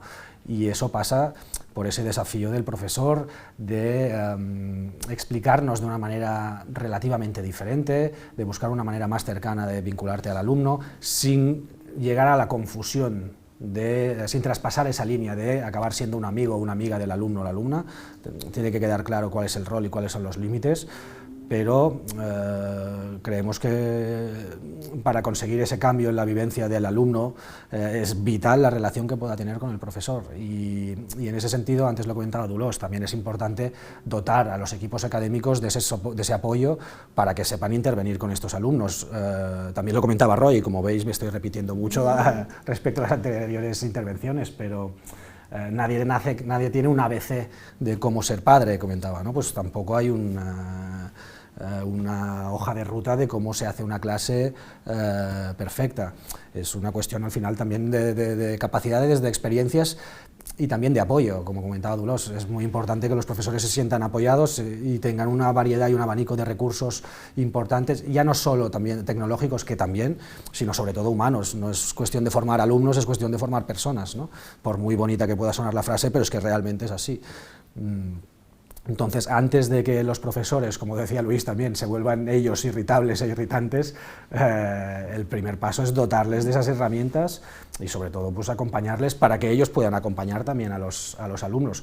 Y al final, y termino ya, esta relación profesor-alumno que se establece de una manera diferente es la que al final también despierta inquietudes en el alumno y despierta también esa voluntad el día de mañana de querer ayudar a otras personas. Muchos de nuestros chicos y chicas bueno, pues llegan en una situación con poco discurso, con poco proyecto personal, poco proyecto vital, y muchos de ellos cuando salen quieren ser pues, o educadores o psicólogos para ayudar a personas de la misma manera que ellos han sido ayudados. Otro tema es que muy pocos quieren ser profesores, pero bueno, eso ya es una frustración personal que tenemos desde el equipo académico y que vamos superando día a día gracias al equipo también clínico que tenemos, ¿no? Pero esa parte motivacional depende en gran parte del equipo académico, pero también obviamente de manera transversal que el equipo clínico, que el equipo educativo nos ayude, nos brinde recursos, nos brinde información transversal de cómo funciona cada uno de los alumnos en las distintas áreas, y al final es un trabajo compartido, ¿no? Se aprende tanto en el aula como fuera de ella, y cualquier profesional es susceptible de enseñarnos en cualquier área de la vida, ¿no? Muchas gracias. David, bueno, estos alumnos, ¿cómo se reconducen? ¿Y cuál es el modelo terapéutico residencial que utilizan en Amalgama 7? Utilizamos. Yo como Mar, agradeceros también a todos la presencia hoy, y yo muy agradecido de estar aquí. Ya hemos compartido unos momentos fuera. Bueno, ¿son reconducibles? Pues sí, yo creo que es una buena noticia, sí. Y bueno, yo creo que voy a explicar el modelo Amalgama 7 porque es nuestra manera de reconducir, ¿no?, a estos chicos, y bueno, y porque nuestros programas de seguimiento nos dicen que funcionan, ¿no?, y tenemos éxito, ¿no?, en esta labor. Hemos hablado un poco ya, porque Marc ha hablado un poco ya del modelo Amalgama, porque tampoco diferenciamos tan claramente lo clínico, ¿no?, de lo educativo, ¿no?, porque nuestra idea es trabajar de un aspecto holístico e integral, ¿no?, tanto la parte educativa, académica, como socioeducativa, incluso familiar, ¿no?, legal, ¿no?, y incluso sociolaboral. Bueno, el perfil que tenemos de nuestros niños, para contextualizar un poco, ¿no?, bueno, es un perfil, ¿no?, que ya presentan normalmente de motivación escolar, absentismo, incluso abuso, ¿no?, ya sea como víctimas, ¿no?, como agresores, ¿no?, tienen muchos problemas ya psicopatológicos, como decía Adela, diagnosticados, y otros a veces diagnosticamos nosotros posteriormente, desde trastorno negativo desafiante, trastornos por déficit de atención con hiperactividad, trastorno de conducta alimentaria, trastorno de uso de nuevas tecnologías, ¿no?, abuso de sustancias, bueno, que tienen ya problemas o conflictos familiares, incluso agresividad a veces filioparental, sobre todo más psicológica, ¿no?, pero bueno, son chicos con conductas ya de riesgo, ¿no?, emocionales, sexuales, tienen muchas dificultades en muchos ámbitos, no solo uno. No podemos entender un solo problema en un ámbito específico, con lo cual tenemos que entender un sistema complejo. Entonces, como es un sistema complejo, la manera de reconducir a estos chicos es a través de una intervención compleja. Entonces, bueno, Amalgama 7 realmente, bueno, lo que hemos intentado crear, creo, ¿no?, es como decía nuestro director siempre clínico, ¿no?, una escuela, un hospital y una casa de colonias en un mismo espacio integrado. Entonces, a partir de ahí tenemos un equipo interdisciplinar, intentamos trabajar de manera, como decía Marc, transversal en todos estos ámbitos donde el niño interactúa y se expresa, ¿no?, y tiene estas dificultades, ¿no? A partir de ahí trabajamos tanto el ámbito socioeducativo como el clínico, como el académico, como el familiar, ¿no?, incluso sociolaboral y legal, ¿no? La parte académica, ¿no?, la ha contado un poco Marc, ¿no?, que es una escuela un poco, bueno, especial para nosotros, ¿no?, innovadora, ¿no?, y como decimos también, ¿no?, que no son solo especialistas, ¿no?, en letras y en ciencias, ¿no?, sino que son especialistas en adolescentes también, ¿no? La parte clínica, ¿no?, que es la que tengo más que yo que ver, perdona, bueno, nosotros sí que es verdad, ¿no?, que tenemos un plan terapéutico individualizado, como hemos dicho aquí, ¿no?, donde ya prevemos, ¿no?, un poco un programa de orientación diagnóstica, un programa de tratamiento y un programa de seguimiento posterior, ¿no? A partir de ahí una intervención con el niño, tanto grupal como individual, como evidentemente familiar, ¿no? También hay una intervención familiar, incluso de terapia, de pareja, y luego aquí también tenemos la parte más socioeducativa, ¿no?, que también yo quisiera señalar que yo no separo tanto lo académico de lo educativo, creo que esto es un error, yo creo que tiene que ir conjunto, ¿no?, un poco, ¿no? Y bueno, y nosotros hacemos un programa también de actividades, ¿no?, en nuestro recurso residencial, bueno, pues con una gran cantidad de actividades, en cantidad y en calidad, creo, que también lo basamos en 3 ejes, creemos importantes, es la cultura, ¿no?, la naturaleza y el deporte, ¿no?, que para estos chicos es muy importante, ¿no?, para fomentar su autonomía, ¿no?, y también un bienestar psicológico y emocional. Bueno, yo creo que estas actividades no solo en sí es un aprendizaje para estos chicos, sino que también facilitamos muchos momentos de intercambio entre los educadores, ¿no? Que aquí no hay ningún educador, ya me gustaría que también estuvieran, que creo que hay que resaltar el papel del educador, lo hablábamos con Mariano en la antesala, ese vínculo positivo que crea el educador con el niño, ¿no? Que yo también creo que hay ahí mucha importancia en el cambio, ¿no? En el cambio de estos niños. Y bueno, la manera de reconducir a estos niños realmente es esto, ¿no? Estos ámbitos o este sistema tan complejo donde expresan estas problemáticas estos niños, nosotros al final creamos como un contexto más o menos artificial, ¿no? Porque no coincide en el espacio temporal de la vida cotidiana del niño. Intentamos, bueno, pues ser capaz de reconducir estas conductas y dificultades del niño de manera integrada y global, ¿no? A través de un equipo interdisciplinario, ¿no? Y trabajando de manera, bueno, de manera transversal y compartiendo mucha información sobre el niño, ¿no? El eje de la, como digo yo, ¿no? el centro, ¿no? el adolescente es el centro, ¿no? de esta intervención asistencial, ¿no? Y aquí sí que es verdad que comparto un poco lo decís todos. Nosotros en nuestro modelo damos tanta importancia a lo grupal como a lo individual, ¿no? O como a lo familiar, ¿no? Y creo que tampoco se puede separar, porque el ser humano al final es un ser social, ¿no? Y nos expresamos a través del otro, ¿no? Bueno, y bueno, un poco es, tampoco creo que voy a repetirme mucho, ¿no? En todo lo que hemos hablado, porque también íbamos a hablar un poco de todo lo que habéis hablado vosotros, ¿no? Nosotros aquí también tenemos el Tupperware, con los móviles, que nos cuesta mucho recogerlo. Y bueno, yo un poco ya también contextualizaría el problema de estos niños irritables, ¿no? Que cómo la sociedad influye también en ellos, ¿no? Esto me lo invento yo ahora, no me lo invento, es real, ¿no? Pero que tenemos que entender también que estamos en un sistema ahora social complejo, ¿no? Donde los sistemas, donde creo que hay una crisis de valores, ¿no? Y donde los sistemas o modelos educativos, éticos y familiares, ¿no? Tradicionales que antes funcionaban, ahora no funcionan, ¿no? Y bueno, las referencias sociales también, ¿no? Bueno, se relativizan con mucha facilidad, ¿no? Y bueno, esto es una reflexión que hago yo, para dejarla ahí. Bueno, yo creo que con esto acabamos, ¿no? Bueno, Adela, ¿qué tratamiento se realiza a los adolescentes diagnosticados con TDAH? Bueno, a ver, esta es una respuesta compleja. Pero sí, al menos señalar la primera, que es que el 80% del tratamiento del TDAH es la información, la psicoeducación. Es decir, lo primero es cuando alguien entiende qué es lo que le ha pasado y lo que le está pasando, y la familia también lo comprende y el entorno lo comprende, se facilita mucho la evolución y el desarrollo de esa persona.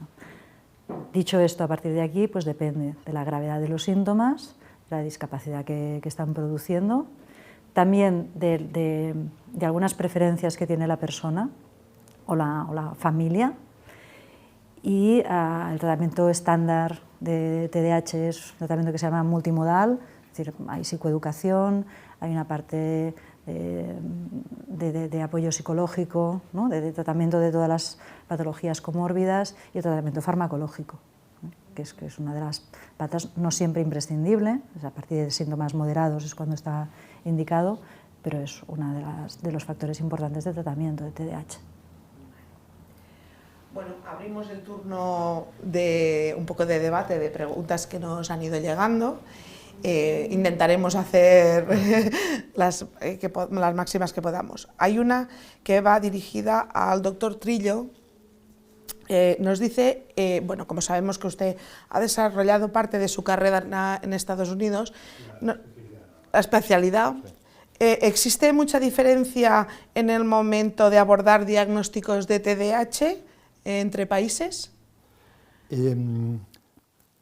Te diría que a día de hoy, entre Estados Unidos y España, probablemente no muchos, pero sí que es cierto que hay países europeos que, sobre todo por la tradición psicoanalítica, tienen mucho menos, por ejemplo, en Francia se sabe que hay poco diagnóstico de TDAH, poco tratamiento, en Italia menos todavía, en Italia de hecho las medicaciones para el TDAH solo se pueden dar en centros hospitalarios, ni siquiera las hay en las farmacias, pero sin embargo en países como Inglaterra y Alemania sí que está muy puesto al día el diagnóstico y el tratamiento del TDAH, depende del país europeo.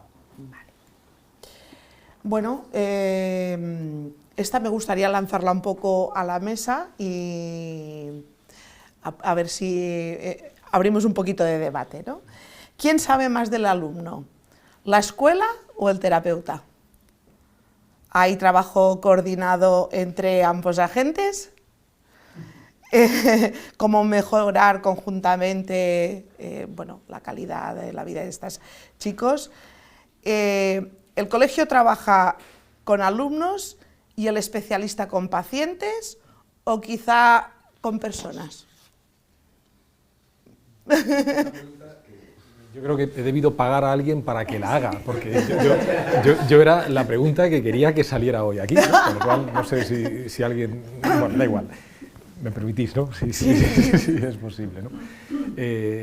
La experiencia nos dice que no es habitual o es poco habitual el contacto oportuno entre especialistas y escuelas. Yo lo tengo que decir de manera rotunda. Es excepcional por lo bueno y por lo extraño, ¿no? La buena coordinación entre especialistas y colegios. La siguiente pregunta es ¿por qué? La respuesta es en unas ocasiones por unos motivos y en otras ocasiones por otros motivos. Un motivo puede ser una escuela inflexible, una escuela que no quiere problemas, una escuela que no quiere, que tiene pues una dosis de orgullo o de vanidad notable y que no está dispuesta a recibir ningún tipo de orientación, y en otras ocasiones es el planteamiento de pues un centro de terapia que no es permeable o que no es accesible, porque el teléfono no se responde, ¿no? Yo tengo que decir que son esos dos factores. No quiero decir buenos, malos, pero yo sí me parece importantísimo esa apreciación que ha señalado, y me atrevo incluso a nombrar otra palabra que es quizás más grave y más hiriente, pero que es importante poner sobre la mesa. Ayer salía un psiquiatra, un psicólogo, un terapeuta tiene un paciente, un profesor, un colegio tiene un alumno. Ninguno de los dos puede traducir paciente o alumno, que son personas, en cliente. Y lo digo con rotundidad, y ese espíritu ético puro que tiene como objetivo básico el beneficio del joven o del adolescente, eso es lo que debe primar la relación, pero debe haber una comunicación, una implicación conjunta en el seguimiento. Muchas veces el terapeuta sabe del joven, del adolescente, cosas que la escuela no conoce, muchas veces la escuela conoce cosas del adolescente que el terapeuta no conoce. Perdonad, no quería, pero me parecía importante compartir mi reflexión. Una cosa, vamos a decir todos, si me permitís. Sí. Que hay como mucho, yo cuento en España, esto es opinión personal, sí, que hay como mucho miedo en España a decir que se va al terapeuta. O parece que es algo orientado solo a gente con, en este caso, problemas de conducta y demás, y hay otros países en el mundo que es una especie de ejercitar la mente y de salud mental, ahora que está muy de moda ese concepto, ¿no?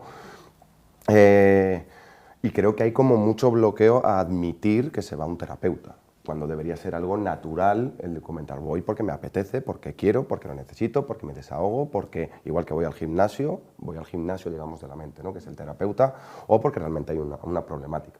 Y estoy muy de acuerdo en lo que dices, en que se conocen, yo soy muy de personas, y en mi centro intentamos hablar de personas, que he comentado antes, pero creo que se conocen aspectos diferentes de esa persona, y creo que es fundamental, y creo que hay mucho trabajo en que los terapeutas deban de tener mucha más relación con el equipo de orientación de un centro, un equipo directivo, por el bien del chaval, dentro de las problemáticas que en un colegio se debe de saber, y luego ya ahí podemos entrar en protección de datos, que hemos hablado antes, tal. Es decir, creo que hay mucho camino para mejorar, pero para mí se trabaja con personas, pero se saben aspectos diferentes de la persona en un ámbito educativo como alumno o en un ámbito clínico como paciente.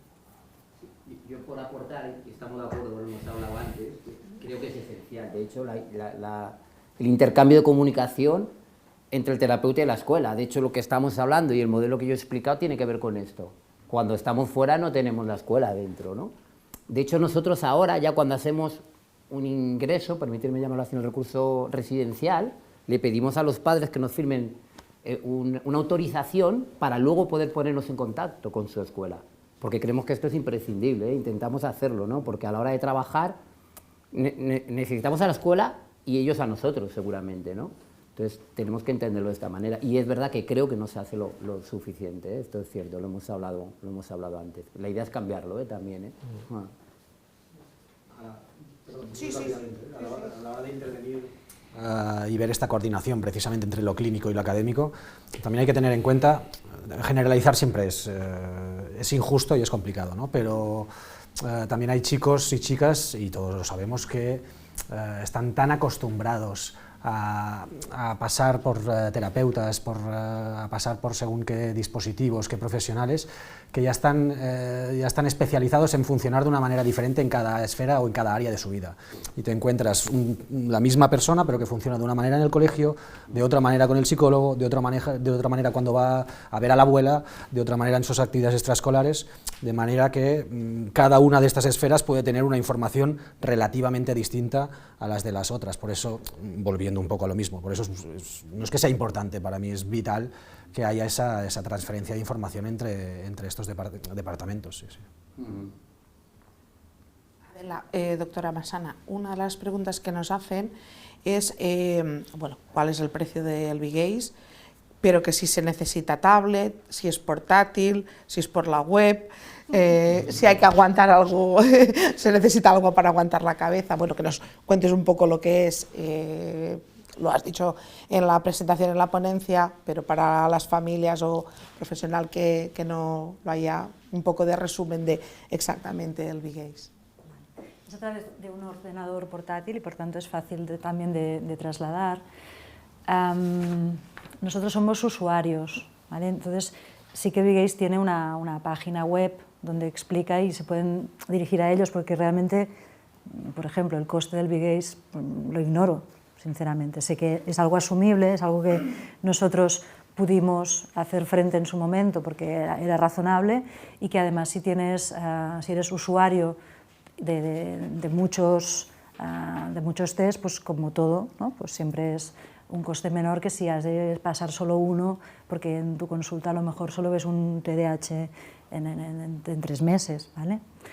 Pero en todo caso sí que no es farragoso en el sentido de que necesita un aparataje excesivo, ¿no? Vale. Bueno, Marc, también nos preguntaban el tema de las plazas de amalgama, si disponemos de públicas, de privadas. Bueno, también preguntaban el precio, pero explica un poco. Bueno, al final son dudas, sobre todo esta última, ¿no? Muy habitual en las familias, sí, ¿no? Sí. Igual la otra no es tanto de familias, no nos la preguntan tanto, ¿no? Pero el precio obviamente siempre es importante. Bueno, nosotros nos movemos generalmente entre aproximadamente unas 200 plazas residenciales, de las cuales un 60% habitualmente son de derivación privada y un 40% de ellas son de derivación pública. Por lo tanto, pues hablamos provenientes de la administración, ya sea de la red de servicios sociales, de la red más sanitaria. Respondiendo a la segunda pregunta, que siempre es aquello un poco la pregunta del millón, actualmente el precio se encuentra alrededor de unos 150 euros por día, por cama, digamos, y ese precio incluye pues la intervención clínica, obviamente, los estudios reglados, las actividades extraescolares y educativas, deportivas, de ocio, etcétera, culturales, además de los servicios residenciales propiamente, como pueden ser pues, todo el tema de lavandería, comedor, etcétera, ¿no? Claro, a veces no, es habitual que las familias, pues, cuando conocen el precio, hay ciertas familias, no nos vamos a engañar, que no se pueden permitir según qué intervenciones. Por eso es importante ofrecer alternativas a todas las familias, porque al final este tipo de situaciones de adolescentes disruptivos, antes lo comentaba a medias, por encima un poco el doctor Trillo, en el sentido de se diagnostica por encima los extremos socioeconómicos de la sociedad, ¿no? En este sentido vemos que en cuanto a actitudes disruptivas no es así, es decir, es transversal en todo el abanico socioeconómico de la sociedad, sociocultural de la sociedad, ¿no? Por lo tanto, a la hora de que cuantas más familias puedan acceder a este tipo de servicios mejor, pues ofrecemos o existen alternativas de financiación como pueden ser el seguro escolar, al cual se pueden beneficiar las familias que trabajan con nosotros, o a través de servicios de microcréditos de financiación bancaria al final, ¿no? Muchas preguntas a nivel individual de Amalgama, pero creo que me gustaría realizaros la siguiente, porque también abriría un poco el debate, no sería más personalizada. Los instrumentos diagnósticos desarrollados desde las nuevas tecnologías relacionadas con trastornos de aprendizaje, dislexia, disgrafía, discalculia, con los trastornos del neurodesarrollo, TDAH, con determinados trastornos de personalidad, etcétera, que hayan probado su eficiencia, ¿podrían incorporarse en los centros educativos? En caso afirmativo, ¿cómo se incorporarían? ¿Creéis cómo los podríamos incorporar? ¿Quién los administraría? ¿Y cómo se canalizarían sus resultados?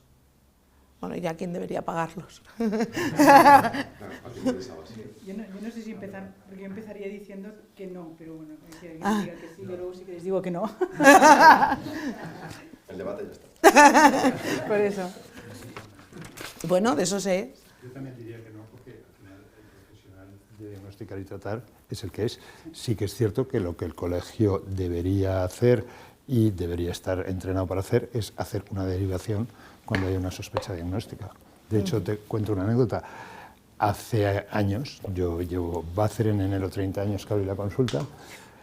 Hace años, cuando hablábamos de dislexia y de TDA, la gente decía, ya están estos psiquiatras con sus chorradas y tal y cual. Ahora nos hemos ido un poco al otro extremo y de repente, según qué colegios están diagnosticando, y no digo menospreciando a nadie, pero hay psicólogos que han estado en el colegio toda la vida y no son especialistas en diagnósticos y tratamientos. Entonces, no deberían diagnosticar desde el colegio, y ahora parece que muchos colegios tienen departamento de dislexia, departamento de TDAH, y al final es el psicólogo de toda la vida que ha ido a un cursillo, ¿no? Esto no toca. Estoy totalmente de acuerdo con lo que dice el doctor Trillo, porque, y además hablo desde un colegio que tiene médico y psicólogo. Pero de la misma manera que cuando un niño viene al colegio y tiene una enfermedad o tiene una fractura o tiene alguna patología, se le deriva, porque el colegio no tiene vocación diagnóstica. Nosotros tenemos una vocación preventiva, intervenimos detectando cosas, orientando y acompañando en la terapia, pero no diagnosticando. O sea, estoy totalmente de acuerdo con el doctor Trillo, porque además el especialista el diagnóstico es muy complejo, ya nos ha explicado la doctora Massana. Un diagnóstico es muy complejo. Yo puedo hacer pienso que este niño puede, o sea, el colegio sirve para decir dónde creo que hay una dislexia, dónde creo que hay un TDAH o dónde creo que hay un TEA. Pero luego la confirmación y el diagnóstico, la escuela no lo tiene que realizar, no es función de la escuela. Creo que es un tema del especialista, y que por eso, lo que se decía antes, es muy importante trabajar conjuntamente, porque el especialista necesita saber lo que pasa en la escuela y la escuela necesita saber cómo después acompañar a ese niño, que cada niño es diferente, aunque tenga un trastorno del espectro autista. Entonces, eso sí que es muy importante, la coordinación, pero que cada profesional tiene su función complementaria para mí. Yo estoy totalmente de desacuerdo. Yo, como psicóloga que soy, colegiada, y creo que tengo la formación suficiente para hacer diagnósticos. De hecho, nos llegan informes excepcionales que les han costado 1.000 euros a los niños, y muchas veces los neurólogos nos felicitan por los informes que hacemos nosotros, que no distan nada de estos informes que traen. Es cierto que habría que plantearse si tenemos el tiempo y el espacio para esto, ¿no? Porque al final nosotras tenemos muchísimas funciones y bueno, pues al final quizás ese sería más el punto que yo me plantearía, ¿no?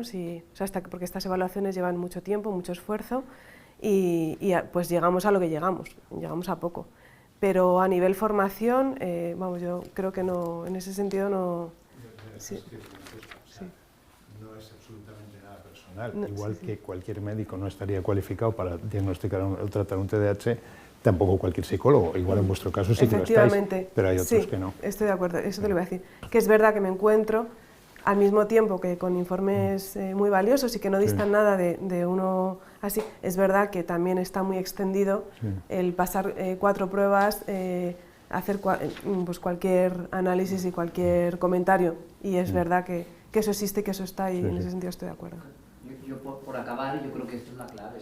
La clave es que el diagnóstico lo haga la persona que tenga formación y recursos para hacerla, no dónde. Pero sí que es importante la escuela, porque es donde el primer paso para detectar y para garantizarnos un diagnóstico precoz, sea derivando a un psiquiatra o si tenemos la formación suficiente a la escuela, ¿no? Pero el punto clave sería este, ¿no? Yo creo. Sí, es verdad, sí. Si me permitís al respecto, yo creo que hay una parte de decisión libre de cada proyecto educativo, ¿no? de contratar, ¿no? los profesionales idóneos para el desarrollo de cada acción. Pero nosotros sí creemos firmemente que el departamento de orientación de una escuela está dedicado a la intervención, no al diagnóstico. Sobre todo porque en muchas ocasiones, esto es duro decirlo en este contexto, pero a veces poco importa el diagnóstico para el tipo de intervención que en la vida escolar se requiere. No sé si me explico, es decir, es verdad que el tiempo de colegio es tan sumamente valioso, como decimos, una clase no se puede interrumpir porque una clase es un momento y un espacio de aprendizaje absolutamente irrepetible, valioso hasta el límite. De igual manera, el tiempo escolar de intervención de las personas de orientación, en definitiva, está orientado a mejorar déficits, a entender situaciones sociales y sobre todo el tiempo que requiere un buen diagnóstico es algo que al menos en nuestro modelo educativo es demasiado para el bien que se puede hacer al muchacho en la labor de intervención respecto al diagnóstico. Y ahí es verdad que nosotros caminamos en la línea de orientar a las familias a aquellos profesionales que sabemos que tienen buenas herramientas, que tienen buenos profesionales para hacer diagnósticos certeros. Y después del diagnóstico, lo más importante, ¿verdad?, que es qué hacemos con ese diagnóstico, ¿no? No nos quedemos en el nombre, porque el nombre es solo parte de la senda, ¿no?, de recuperación los diagnósticos no curan, ¿verdad? Eso es lo que yo entendía sin ser médico, ¿no? Pero sí nos ayudan, sí nos guían, ¿verdad?, en relación a lo que es el tratamiento, ¿no? Pero en nuestro modelo educativo la apuesta es departamento de orientación dedicado a la intervención, ¿no?, dedicado a levantar la mano cuando es necesario un diagnóstico adecuado, pero esa idea de curar, esa idea de orientar, esa idea de resolver es lo que en nuestro modelo educativo es prioritario. Vale. Bueno, de las preguntas que nos están lanzando comentan nos dicen que estamos comentando ir de la mano lo clínico de lo académico. ¿Y en qué lugar nos quedaría la parte social? Una cosita solo, para mí lo social también es clínico, o sea, es lo que hablábamos, ¿no? Ahí entraría también, no sé cómo, estos orientadores o educadores sociales. Es una intervención socioeducativa, es una intervención para mí terapéutica. Incluso también lo uniría a lo académico, lo educativo, o sea, es que yo no entiendo lo clínico sin lo social, no sé si me explico. Claro, esto es. Fíjate que ahora me has hecho pensar, ¿no? En el modelo que tenemos en Amalgama está súper desarrollado el tema educativo, académico y clínico todo a la vez, pero realmente lo que recuerdan los chicos que pasan es la relación que han tenido con el educador, y a lo que encuentran más potencia de cambio es a la relación con el educador. Sin embargo, cuando pasas esto a cuestión ambulatoria y a gente, a cómo nos coordinamos el sector clínico con el sector académico y con el sector social, el social que siempre reclamamos, ¿no?, porque todo nos parece que nos tienen que echar una mano, siempre está falto, ¿no? Siempre desaparece. Y es un modelo que deberíamos cambiar y deberíamos exigir. Claro, desde lo privado nos cuesta mucho intervenir en el medio. Lo público lo hacen, se ponen en contacto con los colegios, con un polideportivo, entonces la intervención socioeducativa para ellos es más fácil. Ahí discrepo. Yo mi punto de vista. Precisamente en el servicio público la gran dificultad es poder integrar a todo el equipo social en lo clínico y lo académico. No me refería a esto. O sea que sí que el modelo está, pero que tenemos mucha falta de recursos. Claro, y nosotros que tenemos los recursos no impartimos este modelo, ¿no? Desde fuera del seguimiento. Bueno, nosotros lo hacemos dentro de nuestro claro, modelo. Sí, claro, me refería fuera, claro. Fuera, sí, el seguimiento. Bueno, nosotros desde la parte social, bueno, igual que en Aretella tenemos un ciclo formativo que se llama Educación y Animación Sociodeportiva. Nosotros llevamos esa parte social dentro de lo deportivo y luego es verdad que dentro de la ESO y el bachillerato tenemos alumnos disruptivos. Los hay, igual que los hay en todos los centros, y dentro de, aprovechando todo lo que hablamos de lo social, aparte de que hay una parte yo creo que es social en cuanto a lo clínico y educativo de relaciones humanas, que lo hay, luego hay una parte social de relaciones extracurriculares o fuera del centro, fuera de lo clínico y demás. A nosotros nos gusta mucho y creo que es fundamental esas colaboraciones que cuesta mucho encontrar y que, bueno, es verdad que en Amalgama os habéis abierto, que lo hablé contigo, María, a utilizar a los chavales que estamos formando, a hacer ámbitos o temas sociales con los alumnos que estén aquí, para poder desarrollar esa otra pata, ¿no? Que hablaba el doctor.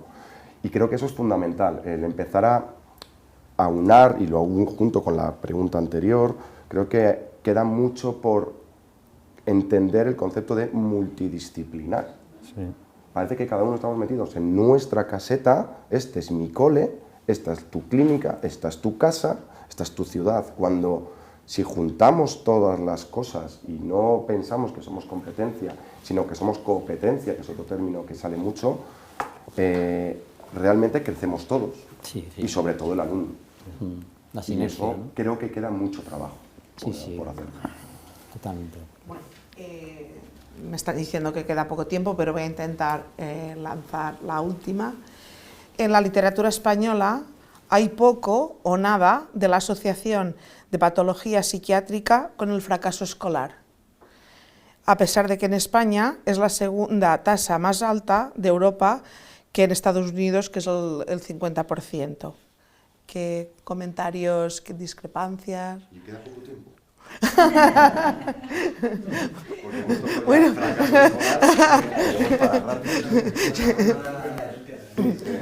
Bueno, quedan 5 minutos, yo creo. Pues yo no hablo entonces. Venga, Roy o doctor Trillo. No, por favor, doctor. Como todo el mundo te llama doctor. Pues no lo sé, en el único sitio.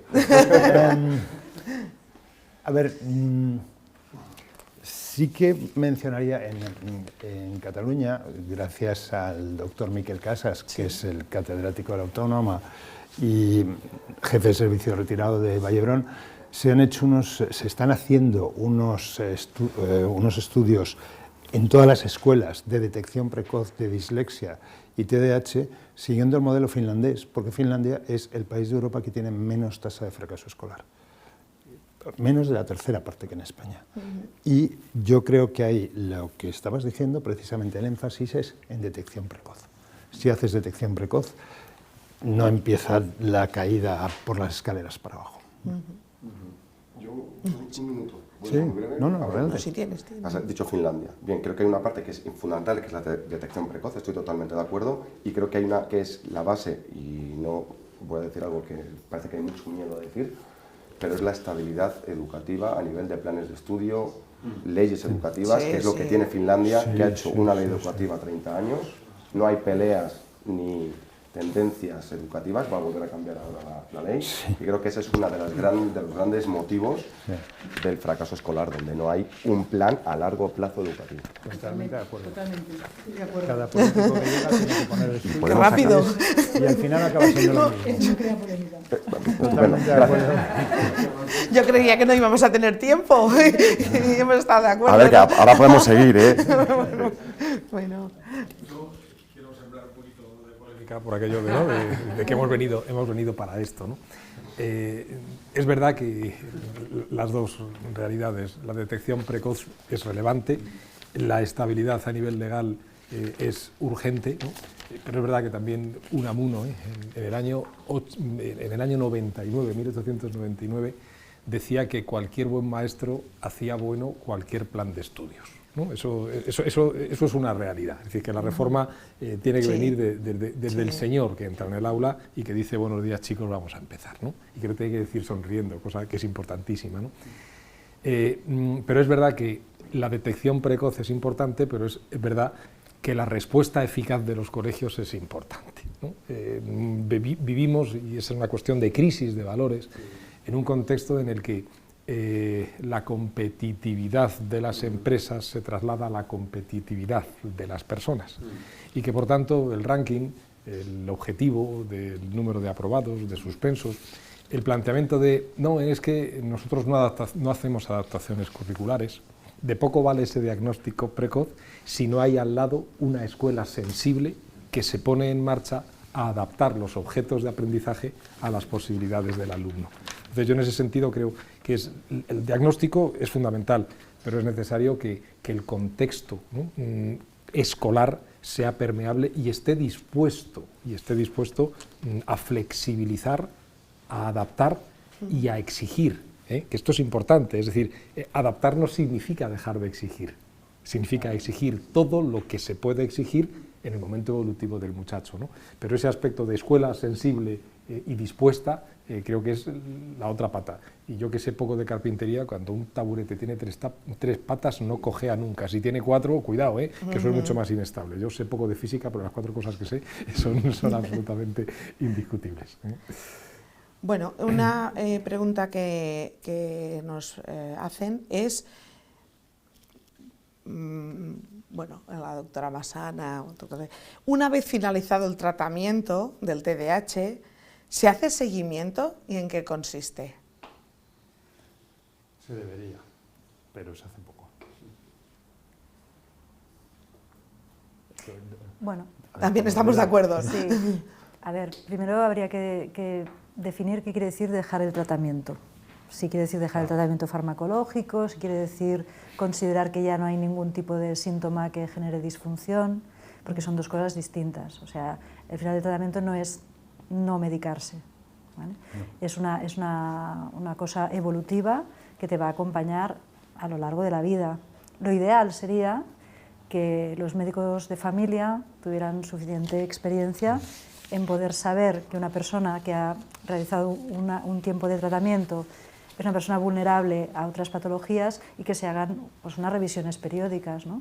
El paciente con TDAH no solo tiene TDAH, tiene pues, todo lo asociado a patología médica que cuida menos, ¿vale? Porque tiene más tendencia a olvidar citas, ¿no? Pues una mujer con TDAH tiene menos citas ginecológicas, por ejemplo, entra en otros riesgos. O sea, el mundo ideal sería cuando el médico de familia haga un buen seguimiento y en el momento en que eso se descompense pueda recomendar al paciente que se vuelva a vincular en un servicio especializado. Eso sería lo ideal, pero estamos todavía lejos, aunque se están haciendo pasos de poder integrar en lo que es el conocimiento del TDAH como un problema de salud global, como puede ser la hipertensión o como puede ser la diabetes. Es decir, tú tienes no solo que mirar si la tensión está controlada, sino todas las patologías asociadas que puedes tener si eres hipertenso.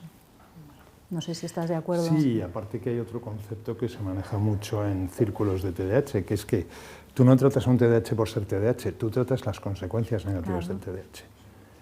Un TDAH puede seguir con su cerebro TDAH toda su vida, que seguirá, pero no tiene por qué tener consecuencias. El tratamiento se dirige a las consecuencias, no al TDAH. Sintiéndolo mucho me están diciendo que ahora sí, no. Agradecerles pues, la participación en esta mesa, encantados de haberos recibido en nuestra casa, que es vuestra casa, y dar por finalizada esta mesa. Y la siguiente lleva por título Adolescentes y jóvenes disruptivos, la atención asistencial especializada desde el marco residencial. Muchas gracias.